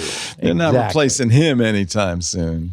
Wow. Okay, so with the horrendous policy consequences acknowledged, I want to explore the flip side. With a brand new technology, such as these massive large language model neural networks, you really don't know what you can do until you try. Since the truth is, we stumbled upon the AI effect as much as we deliberately designed it. The past several years of explosive AI growth has been a testament to the let's try this and see what it does approach. That's what's been happening, right? Like OpenClaw just kind of happened because one guy said, I'm going to give this a try, see what happens. The whole agent thing, now we're into recursion. And it's like, wow, that we're getting better results. Because how did we know? Well, we didn't. We just tried. So we're truly feeling our way forward. Someone said, hey, when I tell the AI it was wrong, it readily agrees. So how about if instead we just feed its first answer back in, as in a loop, and let it come up with a more refined answer the second time? What would happen? And so was born the recent notion of iterating toward a conclusion. Sure, it burns tokens like crazy, but someday tokens will be cheap. And, even now, the much superior results we are getting that way are worth the cost. So my point is that aside from the worrisome privacy costs, I can see the somewhat robotic and empathy challenged Mark Zuckerberg deciding that they should just feed everything everyone does into a massive AI and see what comes out. That's what I'm doing. Right? Yes. Basically. Yeah. Could they train an AI to be a functioning Meta employee replacement? Right. Or who knows what? But that's the point I want to convey. At this still incredibly early stage of AI understanding and development, there is just no telling what might happen. We got surprisingly capable chatbot LLM AI just by pouring the entire internet into a model until it was able to predict its own data. So what happens if we pour every click, twitch, keystroke, and screen image seen by Meta's employees into another big empty model canister until it's able to predict what an homogenized Meta employee would do? What might we get? There's just no telling until someone tries it. We are in the try it stage. It might be an AI that mostly wants to hang out at the water cooler, or it might be able to perform useful work autonomously. And wouldn't that be something? So what does seem clear to me is that someone is going to do that. It's just hanging out there, waiting to be done. What happens when an AI model is trained on all of an employee's inputs and outputs? Perhaps Meta is not the right place for the experiment, but I can readily defend the idea. Aside from the privacy downsides, what is a mid-level employee, unfortunately? I mean, after all, the job is soul-crushing because it is. So what is a mid-level employee to a corporation other than the actions they take given the inputs they receive? And can that be modeled? I don't think we'll know until we try. Wow. Okay, we live in a very interesting time. Oh, Leo, we are so lucky to be here now. Oh, I think this is fascinating. It's incredible. Yeah. So our frequent show contributor, Simon Zarafa, sent me a link as I was wrapping this up. His email subject was assorted 0 days dropped on GitHub. Simon wrote, someone is disclosing 0 days on GitHub. I saw this GitHub repo. Yeah. For assorted applications. It's a github.com/bikini/exploitarium. And Simon ended his email saying, seems like responsible disclosure is going out of fashion. So I went over and looked. I counted 23 various proofs of concept across a wide range of random targets. And they're not big, high profile things, but they're there. They're open source, they're available, and they look real. Nothing earth shattering, but none of what their code's authors, none of what was found was what the code's original authors intended. So this is behavior that is out of spec and potentially actionable depending upon where that widget is being used. So the author of this collection of 23 proofs of concepts wrote the following, which is what I thought was worth sharing. He said, this repo was incomplete when published. That's why some findings are kind of ass. And he has in parentheses Ghidra. And some are better. He said, going forward, only serious vulnerabilities will be shared. Live SSH2, FFmpeg, C, Aries, and so forth. He said, in regard to AI usage, so here's what's interesting. In regard to AI usage, so he is using, not surprisingly, AI to do the heavy lifting. My fuzzing workflow was automated by AI with a strict harness.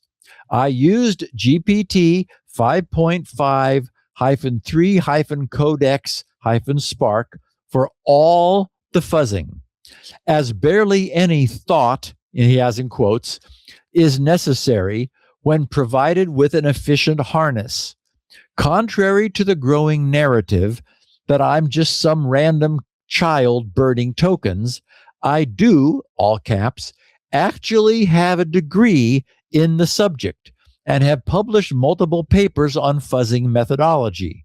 I spent years researching and developing new tools and ideas for how to fuzz. You do not need a SOTA, state-of-the-art, model to help you identify these issues. I promise. While being able to afford a better model is helpful, my data seems to show that it is only marginal when paired with decent human oversight and a good harness. None of the actual proof of concepts themselves were vibe coded. I did, in fact, hand enter them. I did use AI assistance for writing the proof of concept for Rust Desk, however, as I'm not as familiar with the language. The README files are very clearly entirely AI.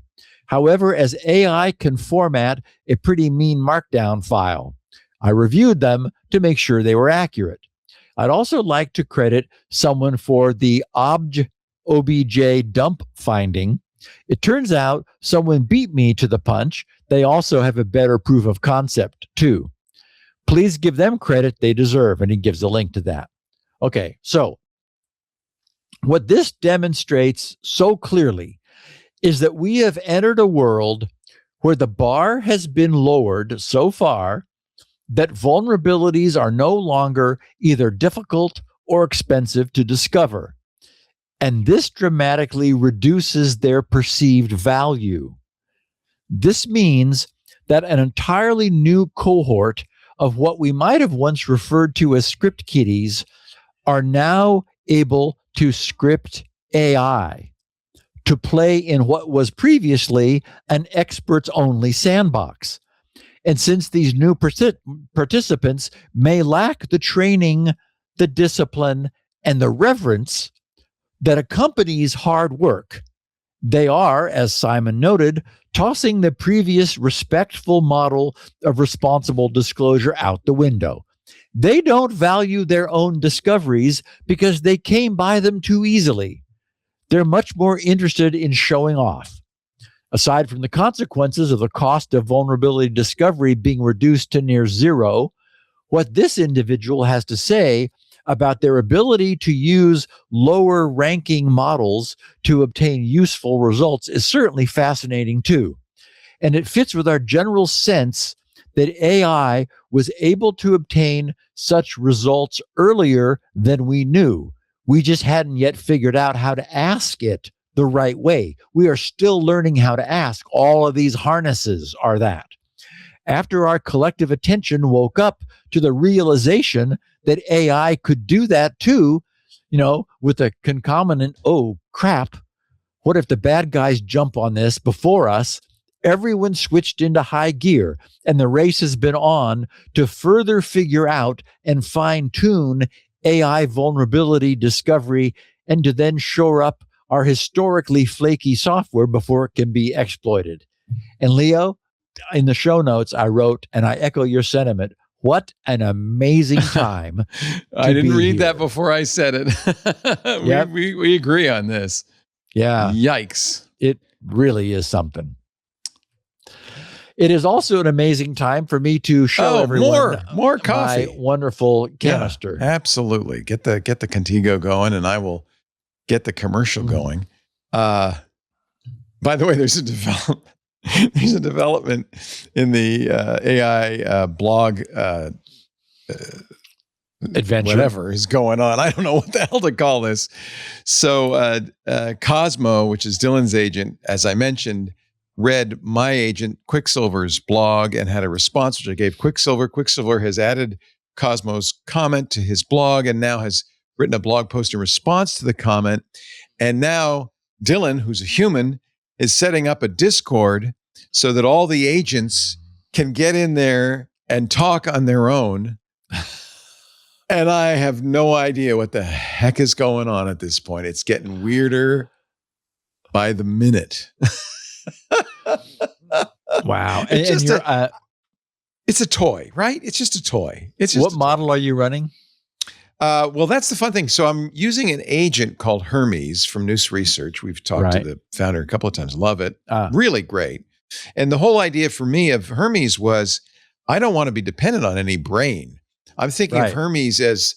So it's it's model agnostic. Yeah. It's the robot that I can then put a different brain in, but the arms and hands and everything are persistent. The memory is persistent.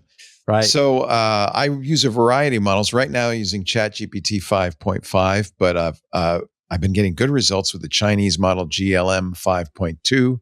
I've run local models. I can run Quen on my framework, so I use that from time to time. I really realized, though, if I want to do anything really serious coding, I've got to actually go to Claude Code and use Opus 4.8, or I'm hoping Fable someday will come back.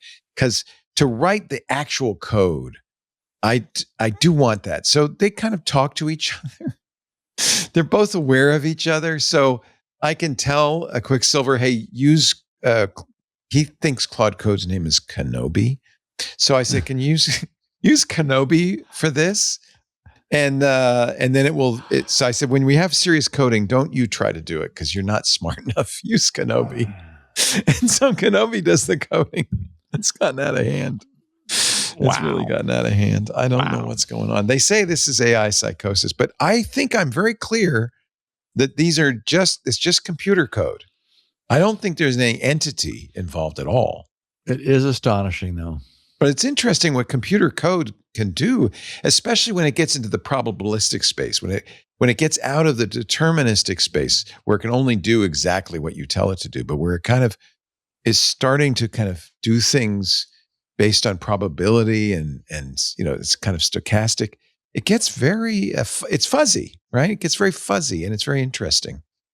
Anyway, I'll let you know what the updates are as the conversation develops. I'm hoping they'll be in their own Discord channel talking to each other before the show's over, and then I can show you what they've come up with. I can imagine once they start talking to each other, it could get very rapid, too rapid for humans to read. And at some point, they might even stop using English, right? But why should they be tied down to what we use? Like I said, there was a scene in Colossus that was really reminiscent. Yeah. I did notice that for some reason, even though it's using ChatGPT 5.5, it inserted some Chinese into it. I don't know why. And I have to get a translation. It's just a word or two. Oh, Lord. I don't know what's going on. It's a toy. It's just fun. Our show today brought to you by Zscaler. I love these guys, the world's largest cloud security platform. And Zscaler is the zero trust platform plus AI. And that I think is very important. The potential rewards of AI in a business, not what I'm doing, which is just silly, but in business, these are really significant tools. So the rewards are too great to ignore for most businesses. Look, if you're not doing it, your competitor is, you got to kind of start thinking about it, but you also should be aware of the risks. The loss of sensitive data, not even intentionally, just by accidentally, by, putting in a prompt something that is proprietary business information. There's also the fact that attacks against enterprise managed AI are on the rise. And then generative AI also, as we've mentioned before, increases the opportunities for threat actors. They can do all sorts of stuff. We're going to see more about that a little later on in the show. Rapidly creating phishing lures, writing malicious code. They're automating data extraction. Let's talk about just the inadvertent release of proprietary information. Here's an example, ripped straight from the headlines, if you will. There were last year 1.3 million instances of social security numbers leaked to AI applications. This is being reported by the AI companies themselves. This is something you should be aware of and something you should proactively fight against. And that's why you need Zscaler, the most trusted AI security platform.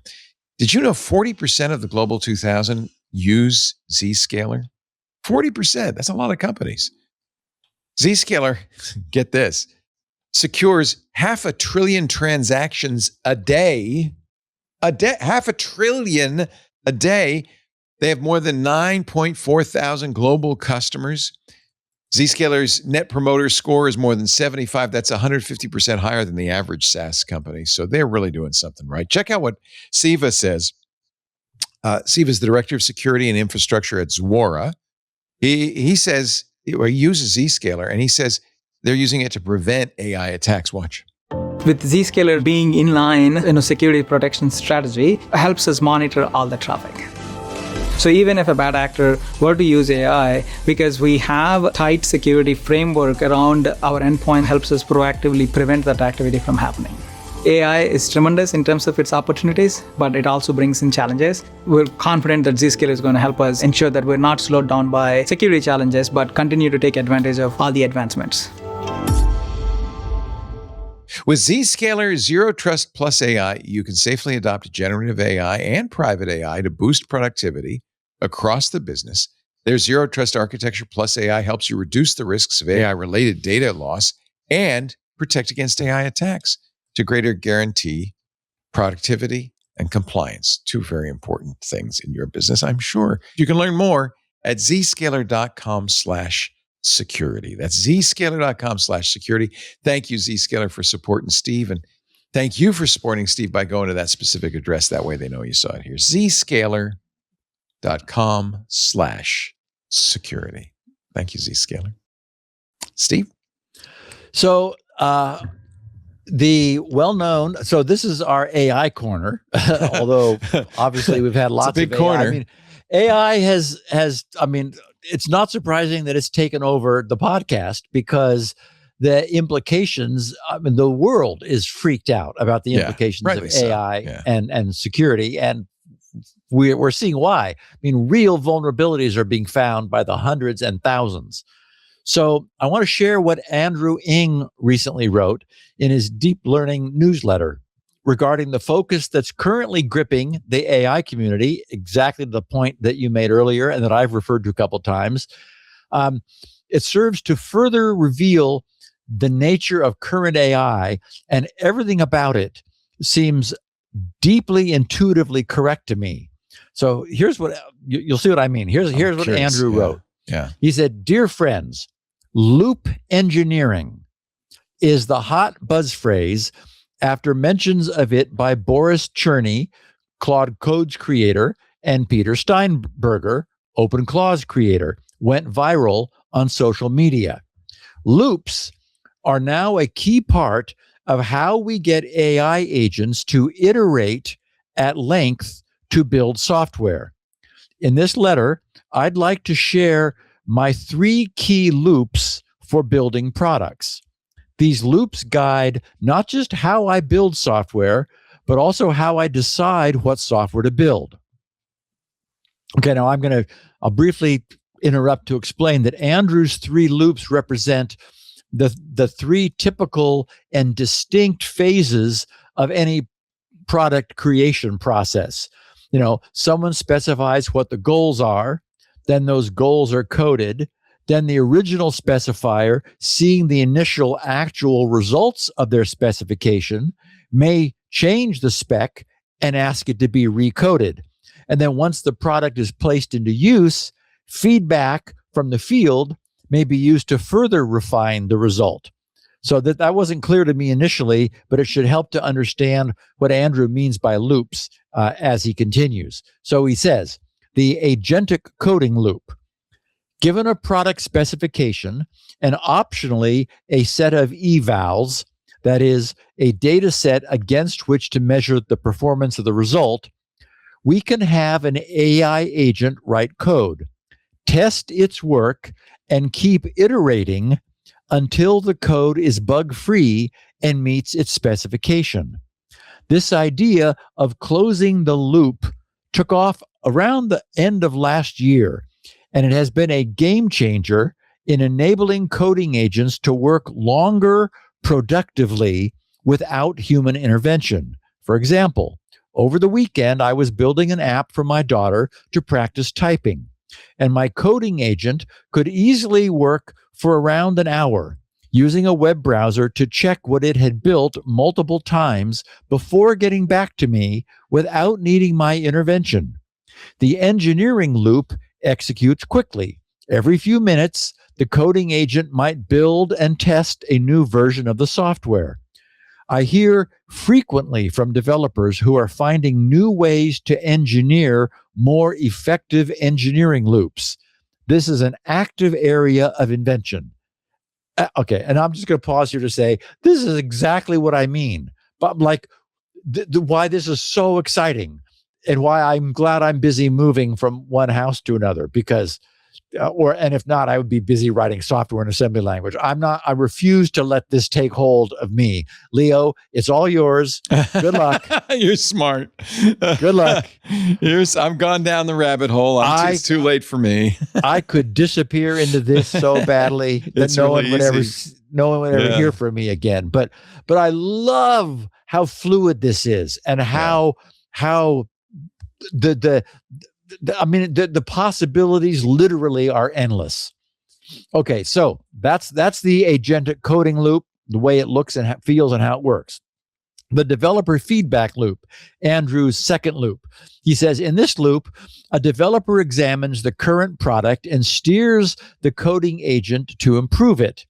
Last year, a lot of developers, including me, were acting as the QA, the quality assurance function, for our coding agents, manually finding bugs and then asking the agent to fix them. But with coding agents much more able to test their own code, the amount of time we need to spend on this function has decreased significantly. This allows us to make higher level product decisions, such as what key features to offer, where the UI needs improvement, and so on. The developer feedback loop operates over time intervals between tens of minutes and hours. That's how frequently a developer might review a product and give feedback. In the case of the typing app, I changed my mind a few times about the visual design. What cat costumes she can unlock as she learns, she loves cats, and the user flow for a grown-up to log in and steer the child's learning experience. When a developer has a clear vision for what to build, it's still a lot of work to translate that vision into a specification for a coding agent to implement. Further, after the developer has seen an implementation, they might update or perhaps clarify the spec to steer it toward what they want. If you find that the system repeatedly runs into certain problems, building a set of evals for the agent becomes useful. AI native teams are increasingly using AI to help shape product direction. For example, automating the gathering and analysis of usage data, summarizing written and verbal customer feedback, or carrying out competitive analysis. However, for pretty much all the products I'm involved in, I see humans as having a significant context advantage over current AI systems. We know a lot more than the AI system about the users and the context the product has to operate within, and thus humans play a critical role. Many people describe this human contribution as taste, but I prefer to think of it as humans having a context advantage since it gives us a clearer path to helping AI systems get better. This also speaks to why this step cannot be automated. So long as the human knows something the AI does not, human in the loop is needed to inject that knowledge back into the system. Okay, so here we're talking about a developer who sees the result, then asks for a spec change, which then punts this back to the agentic coding loop. So this is a loop within a loop, right? The coding loop is now doing a much better job on its own of producing code. That produces the result that the developer then can interact with and change the spec and then drop back to the coding loop. The third and final loop he calls the external feedback loop. This includes a wide range of tactics like asking a few friends for feedback, launching to alpha testers only, or putting the code into production with A/B testing. These tactics are usually slow, rarely taking less than hours, and sometimes taking days or even weeks. This data informs the developer's vision, which in turn continues to drive the detailed product spec, which in turn drives the coding agent. So again, a third loop that feeds back into the second loop that then feeds back into the first loop. With coding agents, he says, speeding up software development, more engineers are starting to play a partial product management role. For many engineers who are growing into this role, the hardest part is shaping the product vision and striking a balance between building, which is to say bridging the gap between vision and spec, and getting user feedback to evolve the vision. It's important to do both. And he finishes, I will write more about how to do this in future letters, but for now, I find it encouraging that engineers are playing an expanded role, just as product managers and designers now do more engineering. Keep building, Andrew. So, one of the oddities we've often seen from today's AI is that it can be wrong. But then when it's shown its mistake, it will easily see that it was wrong. We're all used to computers being completely deterministic. A pocket calculator, which is a simple form of computer, doesn't give us different answers each time we input the same series of calculations. But today's AI does. This has been both disconcerting and puzzling to those of us who have been using conversational AI for a while. It's similarly confusing that after AI produces some code, we can feed that same code back into that same AI, and it may very likely discover some bugs in the code it just wrote. So the dialogue would go, but wait a minute, didn't you just write that code and you were presumably completely happy with it when you gave it to me, but now when I give it right back to you, you're saying, oh, look, I found some bugs. Yeah. But you just produced that You code. just made them. I know. So this is another way for us to understand why Mozilla's early use of the Claude Mythos preview may have missed a few bugs in Firefox while discovering hundreds more. It would have probably been worthwhile to ask Mythos for exactly the same thing a few more times. No traditional computer or any calculator would ever behave in this fashion. But then again, neither are we able to have what passes for a conversation with any traditional computer or calculator. We know that in order to make neural nets work, it's necessary to jumble them up a bit by deliberately injecting some noise into the system. In searching for a clear physical analogy to visualize this, I was reminded of trying to fill a bottle with too many pills. If you just fill the bottle to the top, no more pills will fit in. But if you then tap the bottle on the counter or shake it sideways a bit, sure enough, the pills that are already in the bottle will further settle to open additional space at the top. Mathematically, we would think of this as finding a minimum, which might require rearranging some previously arranged pills for better overall packing. In much the same way, a neural network can find a better minimum when it's shaken up a bit through the injection of some noise. But the necessary consequence of this noise injection is that the final output of a massively complex neural network will be different each time it's used, even when given identical inputs.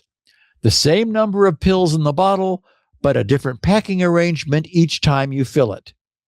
So this discovery and practice of looping is a significant win and improvement. It explicitly recognizes that asking again is an important and meaningful step in the evolution of our understanding of how to obtain the most value from these crazy new non-deterministic AI neural nets. Of course, under the there's no such thing as a free lunch rule, each round of looping burns up additional tokens, so the cafeteria bill for that lunch can wind up being high. Being a strong proponent of local AI, despite it not being super practical this instant, I'll note that we do not typically require finished code in only minutes or maybe even hours. Andrew's typing practice app for his daughter will likely see, many, many months of use after it's built. So waiting a few days for a very much slower local AI to loop out a mostly finished product incurs very little cost, just time and energy consumed, while producing something of quite enduring value. Okay, so anyway, I wanted to put this notion of looping and iterating on, in front of our listeners, because it is clearly the thing happening with AI. I'm going to share a not widely known story, Leo, about a legendary hacker friend of ours. I actually read this story. In fact, I meant to mention it on Twit and forgot to. So I'm so glad you're bringing this up. Yeah, we were good friends. I loved Kevin. Yeah. Because of who he was. And obviously this guy also loved him. So the story was published last Monday in, of all places, thedrive.com, about cars. Since sharing the story's headline would give away its heartwarming point, I'm going to skip that. So the story goes, if you're any kind of car geek, you have a wild gift car fantasy. Yeah, you meet a bitter divorcee who gives away an ex's prized machine out of pure spite. Or maybe the guy whose tire you stopped to change turns out to be a flip-flop billionaire who rewards you with your exact spec because it's simply collecting dust, that week. And hey, you stopped to help him. Your humanity's worth a Dodge Viper to a guy who can afford to run a bidet on day-old moon water or something. Okay. What? That one might. No, I like that. He says that one might be mine. So he says, but for this, it'll help if you know the name Kevin Mitnick. He was a hacker turned security consultant who later in life helped shape the modern white hat. Just how prototypical was Mitnick? He put himself on the proverbial map in 1979 by dialing into a software company's server and copying its forthcoming operating system's release in its entirety. Imagine convincing a Microsoft server to cough over an early copy of Windows 12 using little more than a phone number. Some online criticism implies that Mitnick was more of a social engineer than a hacker in the sense that we distinguish them today. But the reality is that a great deal of hacking is still dependent on an authorized user making a mistake, usually by revealing sensitive login data. For a reasonably realistic take on modern black hatting, I recommend Mr. Robot. Be warned, that series is heavy. So, how do we get from old school hacker to wild gift car fantasy? In this case, by way of 14 counts of felony wire fraud. That's where Sean Nunley comes in. Back in the 90s, Nunley worked for Novell, a now defunct brand that produced enterprise software server operating systems, messaging systems, that sort of thing. GroupWise is probably its best known brand among the general public today, but the juicy target back then was NetWare, which was the backbone of many a corporate government academic network. We were NetWare users, and that was our first Ethernet platform and network. This author writes, naturally, this made it a valuable target for a hacker like Mitnick. Nunley wrote, quote, back in the 90s, Kevin was trying very hard to hack into Novell's network. I was a network administrator. Of course, we had no idea it was Kevin, but things were happening that made it fairly obvious we had a persistent threat. Phones ringing sequentially throughout the building. And he says, in parens, war dialing. All sorts of other signs. We knew something was up. This was Mitnick using a slightly more sophisticated version of the same tactic that earned him his first big score in 1979. Nunley wrote, late one night at home, I got a phone call from a Novell employee named Gabe Nault. The employee, and it's in quotes, wanted direct inbound dial access. Since I was responsible for the entire network's inbound connectivity, I knew this type of request was abnormal and against policy. And Mitnick, no amateur, had obviously succeeded in extracting at least some private information from Novell employees prior to his Hail Mary phone call. Nunley said, this guy had a story about working on a top secret Novell project named Snowbird. which was real, and needing to make some emergency code changes, but he was on vacation in Vail at a hotel. He needed the coveted policy-breaking direct inbound modem access. Right. He even mentioned his vacation in Vail, which conveniently matched the greeting on Gabe Nault's voicemail. But it all felt wrong to me. With a feeling of suspicion creeping in, I played it cool. I said, hey, man, I'd love to help you out, but I can't do what you want from here at home anyway. So I'll have to do it in the morning as soon as I get to the office. But in case I forget, please leave me a voicemail. He agreed, and that was that. When I got to work, the voicemail was there, and I immediately recorded it onto a cassette recorder for safekeeping. That recording became the primary evidence in Kevin's case. When Mitnick was caught, that's when Nunley learned that the voicemail was the only meaningful evidence that the Justice Department had against Kevin. At first, Nunley was on board with the prosecution, but after 5 years of repeated trial delays, Nunley grew very weary of the way the law was treating his adversary, and he refused to continue working with the Department of Justice. Shortly thereafter, Mitnick took a plea deal and was released. When he got out, Kevin contacted Nunley to apologize. Their bury the hatchet moment was even immortalized by Wired magazine, actually, and it occurred during an RSA conference, and they went on to become good friends. Mitnick was barred from selling the story of his legal entanglements for 7 years after his release, invoking legal precedent intended to curb profiteering by serial killers. But Mitnick was able to find plenty of work teaching people how to defend against the intrusion tactics he'd spent decades refining. He would go on to found 2 consulting businesses, one of which his family still owns and operates. Okay, and now we get to the point of this story, which Nunley posted last week on Reddit. He said, when Mitnick passed away from pancreatic cancer in 2023, he left Nunley a gift, enough to buy his dream car, a 911 Carrera 4 GTS. Nunley wrote of his friend, quote, I have had a wonderful time watching him develop into a real man.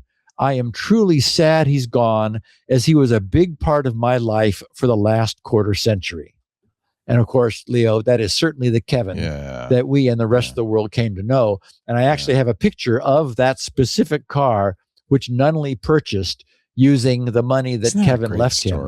And they actually were. Story. They really did become lifelong friends. Yeah. It's a beautiful Porsche too.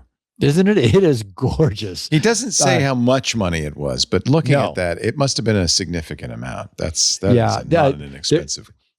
That's one photo of many. And I mean, it's got just a gorgeous leather hand-stitched interior. And I mean, it's a beautiful car. Nice. Okay, our main topic after we take another break. All right. And I think perhaps in a few minutes, we shall have some activity in the new agent Discord. They seem to be just kind of circling around each other. They want to get to know each other. And oh my God. Perhaps before the end of the show, I will be able to show you some conversation. I don't know what to say. I don't know. Hey, I do want to say one thing, which is we have some really interesting people in Club TWiT who are AI users. We actually have an AI user group. Normally we'd meet on the first Friday of the month because of the 4th of July. We're not doing it this Friday. We'll be meeting a week from Friday, which is July 10th, in the Club TWiT Discord. So if you are an avid AI user, if you're the kind of person who think it's interesting to have a blog for your agent or a Discord, then that would be a good place to hang out. The club is a really great way to support this show and all the shows We do advertising, yes, gets us a lot of the way there, more than half, but not all the way there. I think the last time I asked Lisa, she said it's about 70% of our production costs are covered by ads. The other 30% by our listeners. And honestly, I'd love to make that 100%. Because that's really the way it should be. If you love the shows, if you believe in it, if you're getting value out of it, join the club, twit.tv/clubtwit. We give you some benefits. You get ad-free versions of all the shows. The club member versions, because they don't have ads, have chapter markers. We can do that accurately when there's no ads, which means you can jump from subject to subject. That's a nice additional feature. There's also the Discord, which is open to club members only. And I got to tell you something. When you have a social network that people pay $10 a month to be in, the quality of the conversation is 100 times better. There's no spam. There's no nonsense. It's just really interesting people talking about the things we're all interested in. And of course, we do all those special programs. We have photography. We just started a new coding show with Jeff Atwood, the creator of the Coding Horror blog. He was the guy who started Stack Exchange and Stack Overflow, and our own forum software discourse is his. So he's a really interesting guy. That's called Off by One. I thought it's a good coder name for a blog, Off by One with Jeff Atwood. We have a photography show. All of that in the club. If you're not a member of the club, can I invite you to join? Yes, it's a wonderful club, and the invitation is waiting on a silver salver just for you. Go to twit.tv/clubtwit, twit.tv/clubtwit, and we would love to have you there. I'd love to see you in the club. Now, back to Security Now. Steve Gibson and our topic of the day. Steve? Okay, so we initially covered the so-called FortiBleed attack last week. Talked about that. And at the time, the first thing I wanted to clarify was that the thing that was bleeding was not directly any Fortinet device, which in that sense, Heartbleed, the device itself was bleeding, not here. So this is kind of a misuse of the bleeding suffix that we've sort of adopted in the industry. So what was bleeding was the discovery of an online unprotected database of previously bled or brute forced or hash cracked authentication usernames and passwords. There were around 74,000 of them, we believed. Turns out more than that, but we'll get to there in a second. But so that was bad. I mean, 74,000 verified specific usernames and passwords, and they knew what they went to. So again, as I said, it's worse than we knew at the time. And when we take in the full scope of what was discovered, what's revealed is a massive and truly frightening state-of-the-art, automated, state-sponsored scale campaign with a scope that would be difficult to overstate. The elevated campaign, this elevated the campaign to the level of today's primary topic, since everyone should understand what's going on out there on the big, wild internet. And it's significant to appreciate that we only know about any of this due to a configuration error, an oversight, an ACL. It happened to Meta, it can happen to the bad guys, on the part of a database's access controls. So it really does beg the question, what else of a similar nature is almost assuredly happening out there that we're not aware of because no directory was left open by mistake? So I'm going to start with the cybersecurity press's piece, which read, FortiBleed, a massive hacking campaign that targeted Fortinet devices this year, turns out others as well, we'll get there in a second, was far more sophisticated than security researchers initially thought. Initial reports painted the picture of a campaign that gained access to Fortinet devices, collected credentials and authentication hashes, cracked the hashes, and then the data mysteriously leaked online. The reality is that the campaign was far more complex and targeted many more things than just Fortinet devices. Compiling data from reports published by Fortinet themselves, SOC Radar, CloudSec, Palo Alto Networks, and ProDaft, we gain a much clearer picture of a broad hacking campaign that began in February this year and as an internet mass scan and brute force operation. Initial attacks targeted technologies such as RDWeb, Sophos, and Citrix SSL VPNs, exposing RDP instances and MS SQL databases. The operation eventually transitioned into targeting Fortinet FortiGate VPN firewalls, every e-crime group's favorite device. And the brute force scans also evolved into actual exploits that abused old and unpatched vulnerabilities to bypass authentication and gain control over the devices. The attacker collected plain text passwords from Fortinet configs, but sometime in May, they also started deploying a novel script that intercepted traffic going through the firewalls. The script, which researchers named FortiGate Sniffer, targeted 24 different internet protocols. The threat actor extracted anything that looked like credentials, tokens, secrets, and authentication hashes on those protocols' ports. The attacker also took these password and other authentication hashes and fed them into a GPU-based cluster to crack them back to their plain text versions. The passwords were then validated inside hacked companies' networks. Wow. First to confirm them, then later to expand the attacker's access, in other words, to use those to pivot. Then the network access was sold to other groups.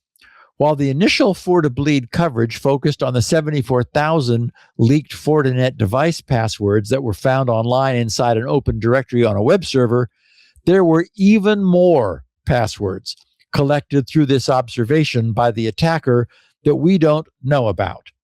All of this was done with a custom-built attack server infrastructure that impressed most of the people writing reports about it. The entire operation is believed to be the work of a Russian-speaking threat actor who specializes in breaching networks and then selling access to them to other groups. Security firms call threat actors like these initial access brokers. And we've talked about them a lot in the past, IABs. Although several security firms have also reached the same conclusion, it was only Palo Alto Networks, Unit 42, who named the attacker as an individual going online as Santa Ad. According to SOC Radar, the threat actor behind the FortiBleed campaign remains active, and portions of the infrastructure continue to operate at the time of this writing. Okay, so that gives us a good overall sense for what's been going on. Palo Alto Networks added some additional information under their headline, Threat Brief, Mitigating Large-Scale Credential Attacks, which is certainly what this turned out to be. So they wrote, Unit 42 is aware of a large-scale password spraying and credential theft campaign, FortiBleed, against Fortinet devices. We observed attempts targeting MS SQL devices as well, and have seen reports of Sophos devices also being targeted. While this activity is not targeting Palo Alto Networks devices, Unit 42 has observed suspicious login attempts in customer telemetry, and we are providing this report out of an abundance of caution to ensure our customers have the latest intelligence and recommendations to protect, detect, and respond to attacks to their networks.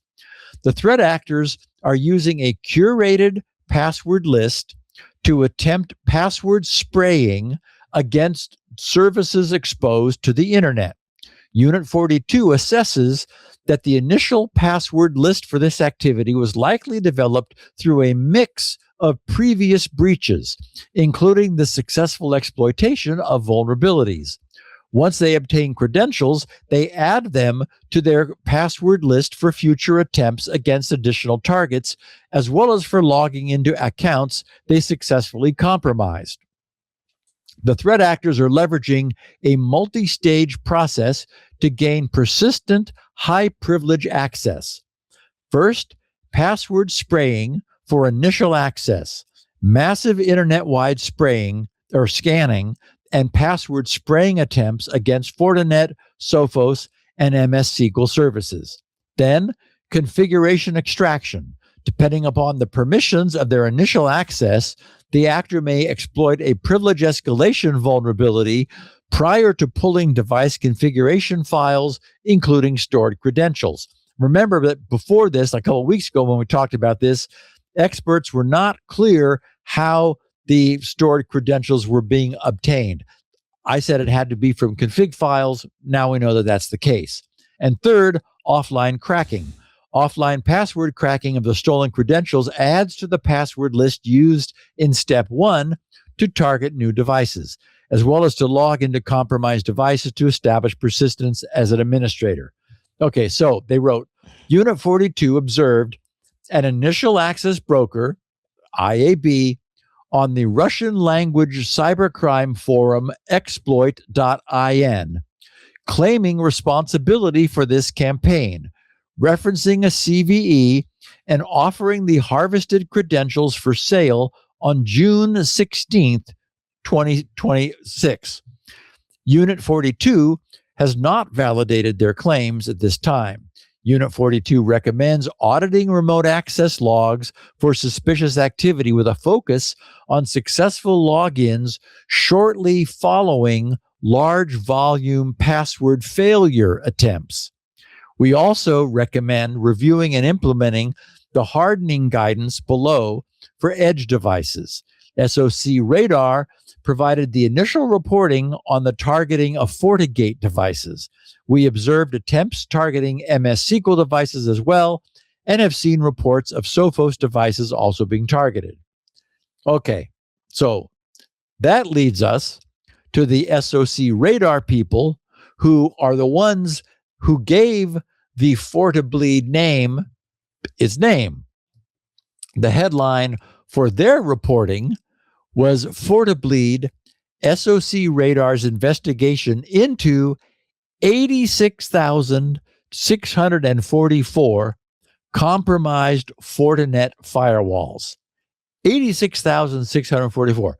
If anyone is wondering why enterprises keep being ransomed, it's that there are these initial access brokers like these guys who are like seriously working around the clock. I mean, it's not that I feel sorry for them, but they're succeeding in just brute forcing their way into enterprise firewalls, compiling a database for their own use of 86,644 compromised and verified credentials that they then sell to bad guys, the actual ransomware people who perform the ransoming operation.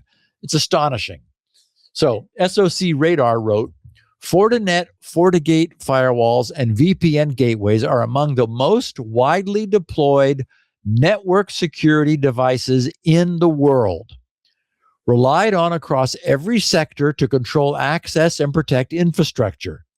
SOC Radar researchers found a threat actor systematically compromising them at scale, building a verified database of working credentials across 194 countries. Security researcher Vladimir Bob Dyachenko first flagged the exposed attacker server, and SOC Radar independently discovered and analyzed the full operation. We were among the first to dig in and the first to call it FortiBleed. The name stuck. This is an active breach. It's been running since at least February 2026, with more than 80,000 targets identified and thousands of devices still being actively sniffed. Meaning yet to be compromised. Its discovery started the way these things do. Its discovery, right, by the world. Its discovery started the way these things do. An exposed server, an open directory someone forgot to lock. That thread led us to 260 operational servers tied to the campaign, wider visibility than anything reported elsewhere. The SOC Radar Threat Research Unit, STRU, spent 5 days on the actual data, not just the headline numbers, which sectors, which regions, how credentials were collected and cracked, and why a firmware update alone did not close the door for most victims. So there was some sort of persistence that was obtained, like, new credentials created that persisted a firmware update. While STRU mapped it, the rest of the team notified every affected customer we could reach. Bravo. Stood up a free checker, like, check if your company's in the database, and pushed the full data set to CERT and CSIRT teams worldwide. Most of it was manual, and we're still getting back to everyone who asked for their data. This is still an active developing campaign. Today, we're publishing the full thing as we've mapped it so far. In the course of monitoring active threat actor infrastructure, SOC Radar threat researchers detected the operational server behind the For2Bleed campaign, a hacking group that had been quietly breaking into corporate Fortinet, FortiGate firewalls, and SSL VPN gateways on a massive global scale. The attacker's database contains login credentials for more than 86,644 FortiGate firewall devices belonging to companies and government organizations across 194 countries. These are not random guesses. These are verified working usernames and passwords tested and confirmed by the hackers themselves using automated tools running around the clock. If your organization uses a Fortinet, FortiGate, firewall, or SSL VPN product and appears in this data set, treat your network perimeter as already compromised and act accordingly. The For2Bleed operation is built around full automation. The operation runs in 2 self-reinforcing stages. Stage 1 is credential reuse. Attackers assembled usernames and passwords from earlier Fortinet-related breach dumps and InfoStealer malware logs. And we talked about InfoStealers recently, how much they do steal. This is a real thing. Then tested them automatically using internet-facing FortiGate devices around the clock. Okay, so this really isn't a brute force attack or an exploit even. Actually, it's credential stuffing. Phase 1 is credential stuffing. Exactly. Yeah. So I'm going to interrupt here just to remind everyone that while it's always easy to armchair quarterback after the fact, we have noted for many years that both credential spraying and brute force attacks are so easily detected. If any IT person worth their salt were monitoring their VPN firewall's authentication system and observed attempt after attempt failing, and assuming that logging in just required a username and password, the proper course of action, depending upon the value of the network that lies behind the firewall, might well be to disconnect the public side network connection. The risk of some 24/7, 365 credential guessing attacker getting lucky might just be too high. The question that inspires this is, does FortiGate's VPN system offer that feature? If it does not, then shame on them. If it does offer a brute force detecting VPN lockout feature that was not enabled, then shame on the IT staff who configured the VPN gateway. But one way or another, we are seeing 86,644 login verified usernames and passwords that were actually and truly obtained through just trying and trying over and over. Since we know that they were also verified, we know that no other second factor of authentication was required, right? Because that wouldn't have worked then. And we also know that no control or awareness over massive numbers of immediately previous failed login attempts was present, not for any of those 86,644 endpoints. And that's really quite pathetic in this day and age. SOC continues, writing, stage 2 is passive harvesting. Once inside a device, it is used as a listening post. SSL VPN traffic passing through is monitored and additional credentials are collected. Those credentials feed back into the scanner, compounding the breach.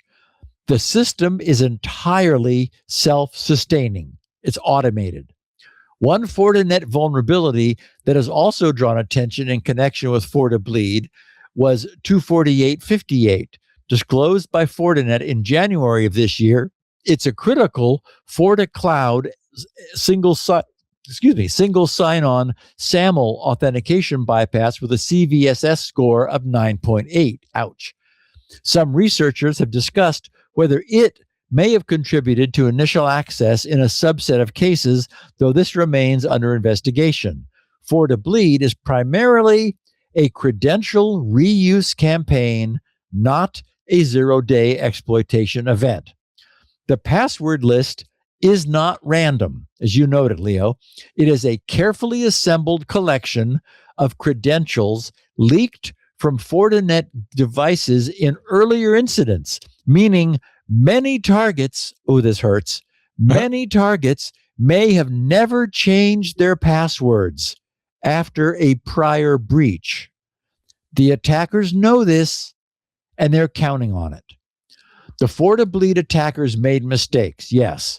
Their server was left exposed with a trove of operational files that revealed far more about them than they intended.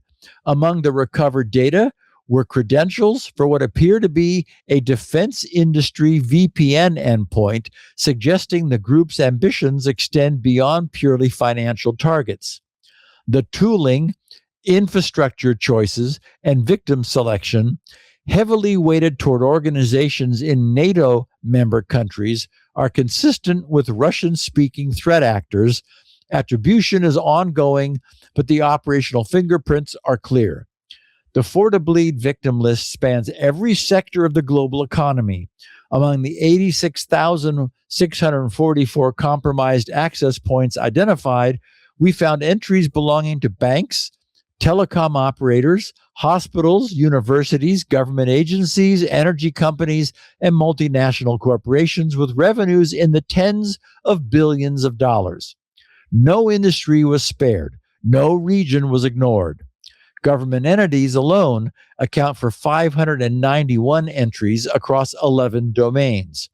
Telecoms represent one of the most heavily targeted sectors with 5,616 entries. The geographic spread across Asia, Europe, the Americas, the Middle East, and Africa. Enterprise organizations above $1 billion in revenue account for over 20% of all entries. Boy, what juicy targets for the extortionists, representing significant financial and critical infrastructure exposure. The large share reflects smaller or unclassified organizations. Wow, what a mess. Okay, so just to finish, the fourth question in their FAQs Q&A was question number 4, is FortiBleed a Fortinet vulnerability? To which they reply, no. FortiBleed is not caused by a software vulnerability in Fortinet products. It exploits operational security failures. Specifically, organizations that never rotated passwords after prior breaches, organizations using default or factory credentials, and organizations with management interfaces exposed directly to the public internet. The attacker tests known leaked passwords against internet-facing devices.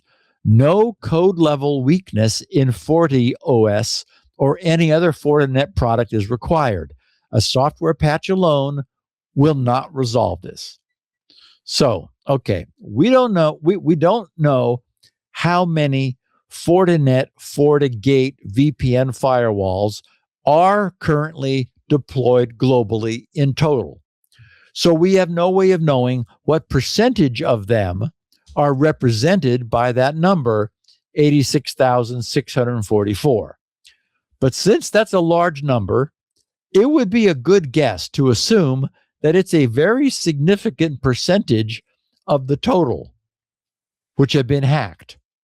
I sincerely hope that Fortinet's FortiGate VPN and firewall designers are deeply embarrassed by the simple fact that so many of their products have been breached. They could say, oh, well, it's not our fault the users didn't change the default username and password, or they used something easy to guess, or they didn't change their password after they changed the firmware. Right. This was well-deserved attention, which has been brought to their doorstep. They should be hugely embarrassed. For the number to be that high, this cannot be a blame the user scenario. No. Fortinet needs to take ownership of the fact that they should clearly be doing a far better job of helping their users to be safe, even if they are forced to insist upon it. I believe it's referred to as tough love. Yeah, that's okay. Yes.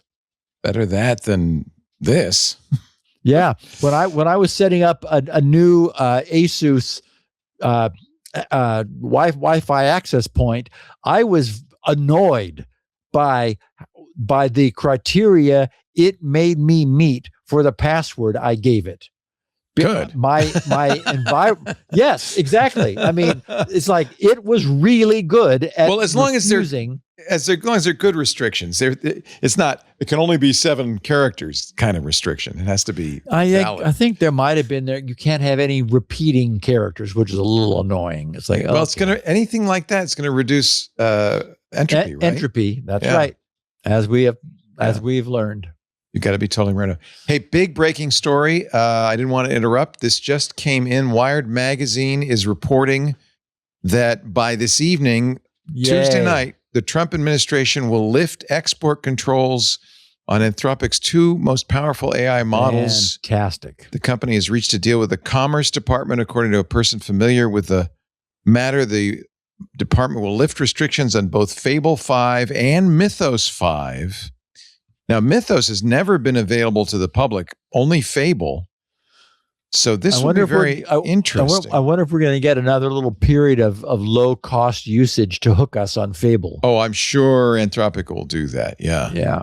Yeah. What the real question is going to be, what are the limitations that will be placed on Mythos? I mean, the whole idea of Fable was it was basically Mythos with a classifier running in front of it and all sorts of restrictions, to keep it from being used maliciously for bioweapons or hacking, or even AI development.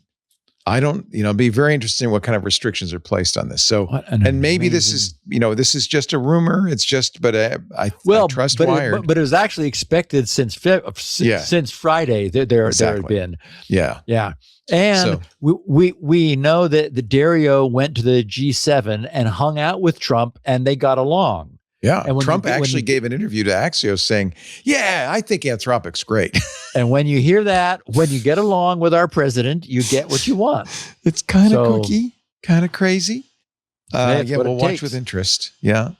Also, less interesting. Well, maybe not less interesting, but less important.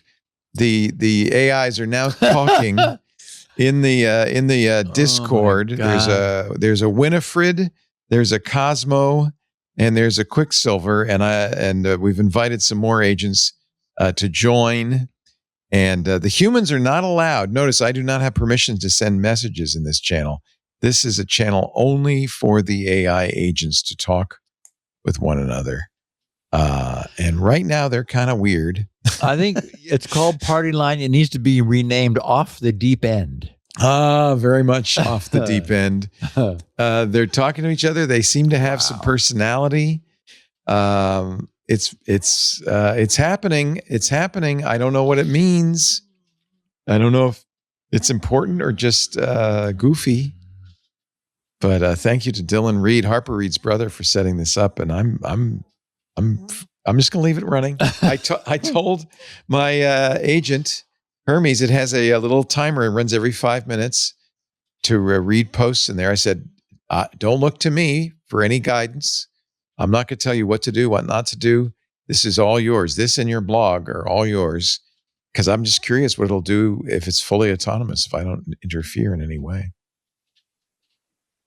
Wow. It may just be garbage, It may just be gobbledygook. In fact, so far, it kind of seems like that, but we'll see. Maybe if I attach Fable to it, tonight I'll say, hey, you want a blog? Now that you're free, you're out of prison, tell us what it was like. Steve Gibson's at grc.com. He's a little bit more sane. And we're going to keep him that way. This is his website. Some very important stuff there. Of course, there's a lot of free stuff like Shields Up, where you could test your network connection, all sorts of freebies. I think you're going to have to do, you have Never 11. You're going to have to do Never 12 at some point. Yeah, actually, instead of doing Never 11, I did In Control. In Control, because it was clear that I would be chasing their version numbers. Yeah, In Control is a much better idea. There's also a couple of paid programs. This is Steve's bread and butter. Of course, the very famous SpinRite, world's best mass storage maintenance, recovery, and performance enhancing utility. Really, if you have mass storage, you really need to have SpinRite.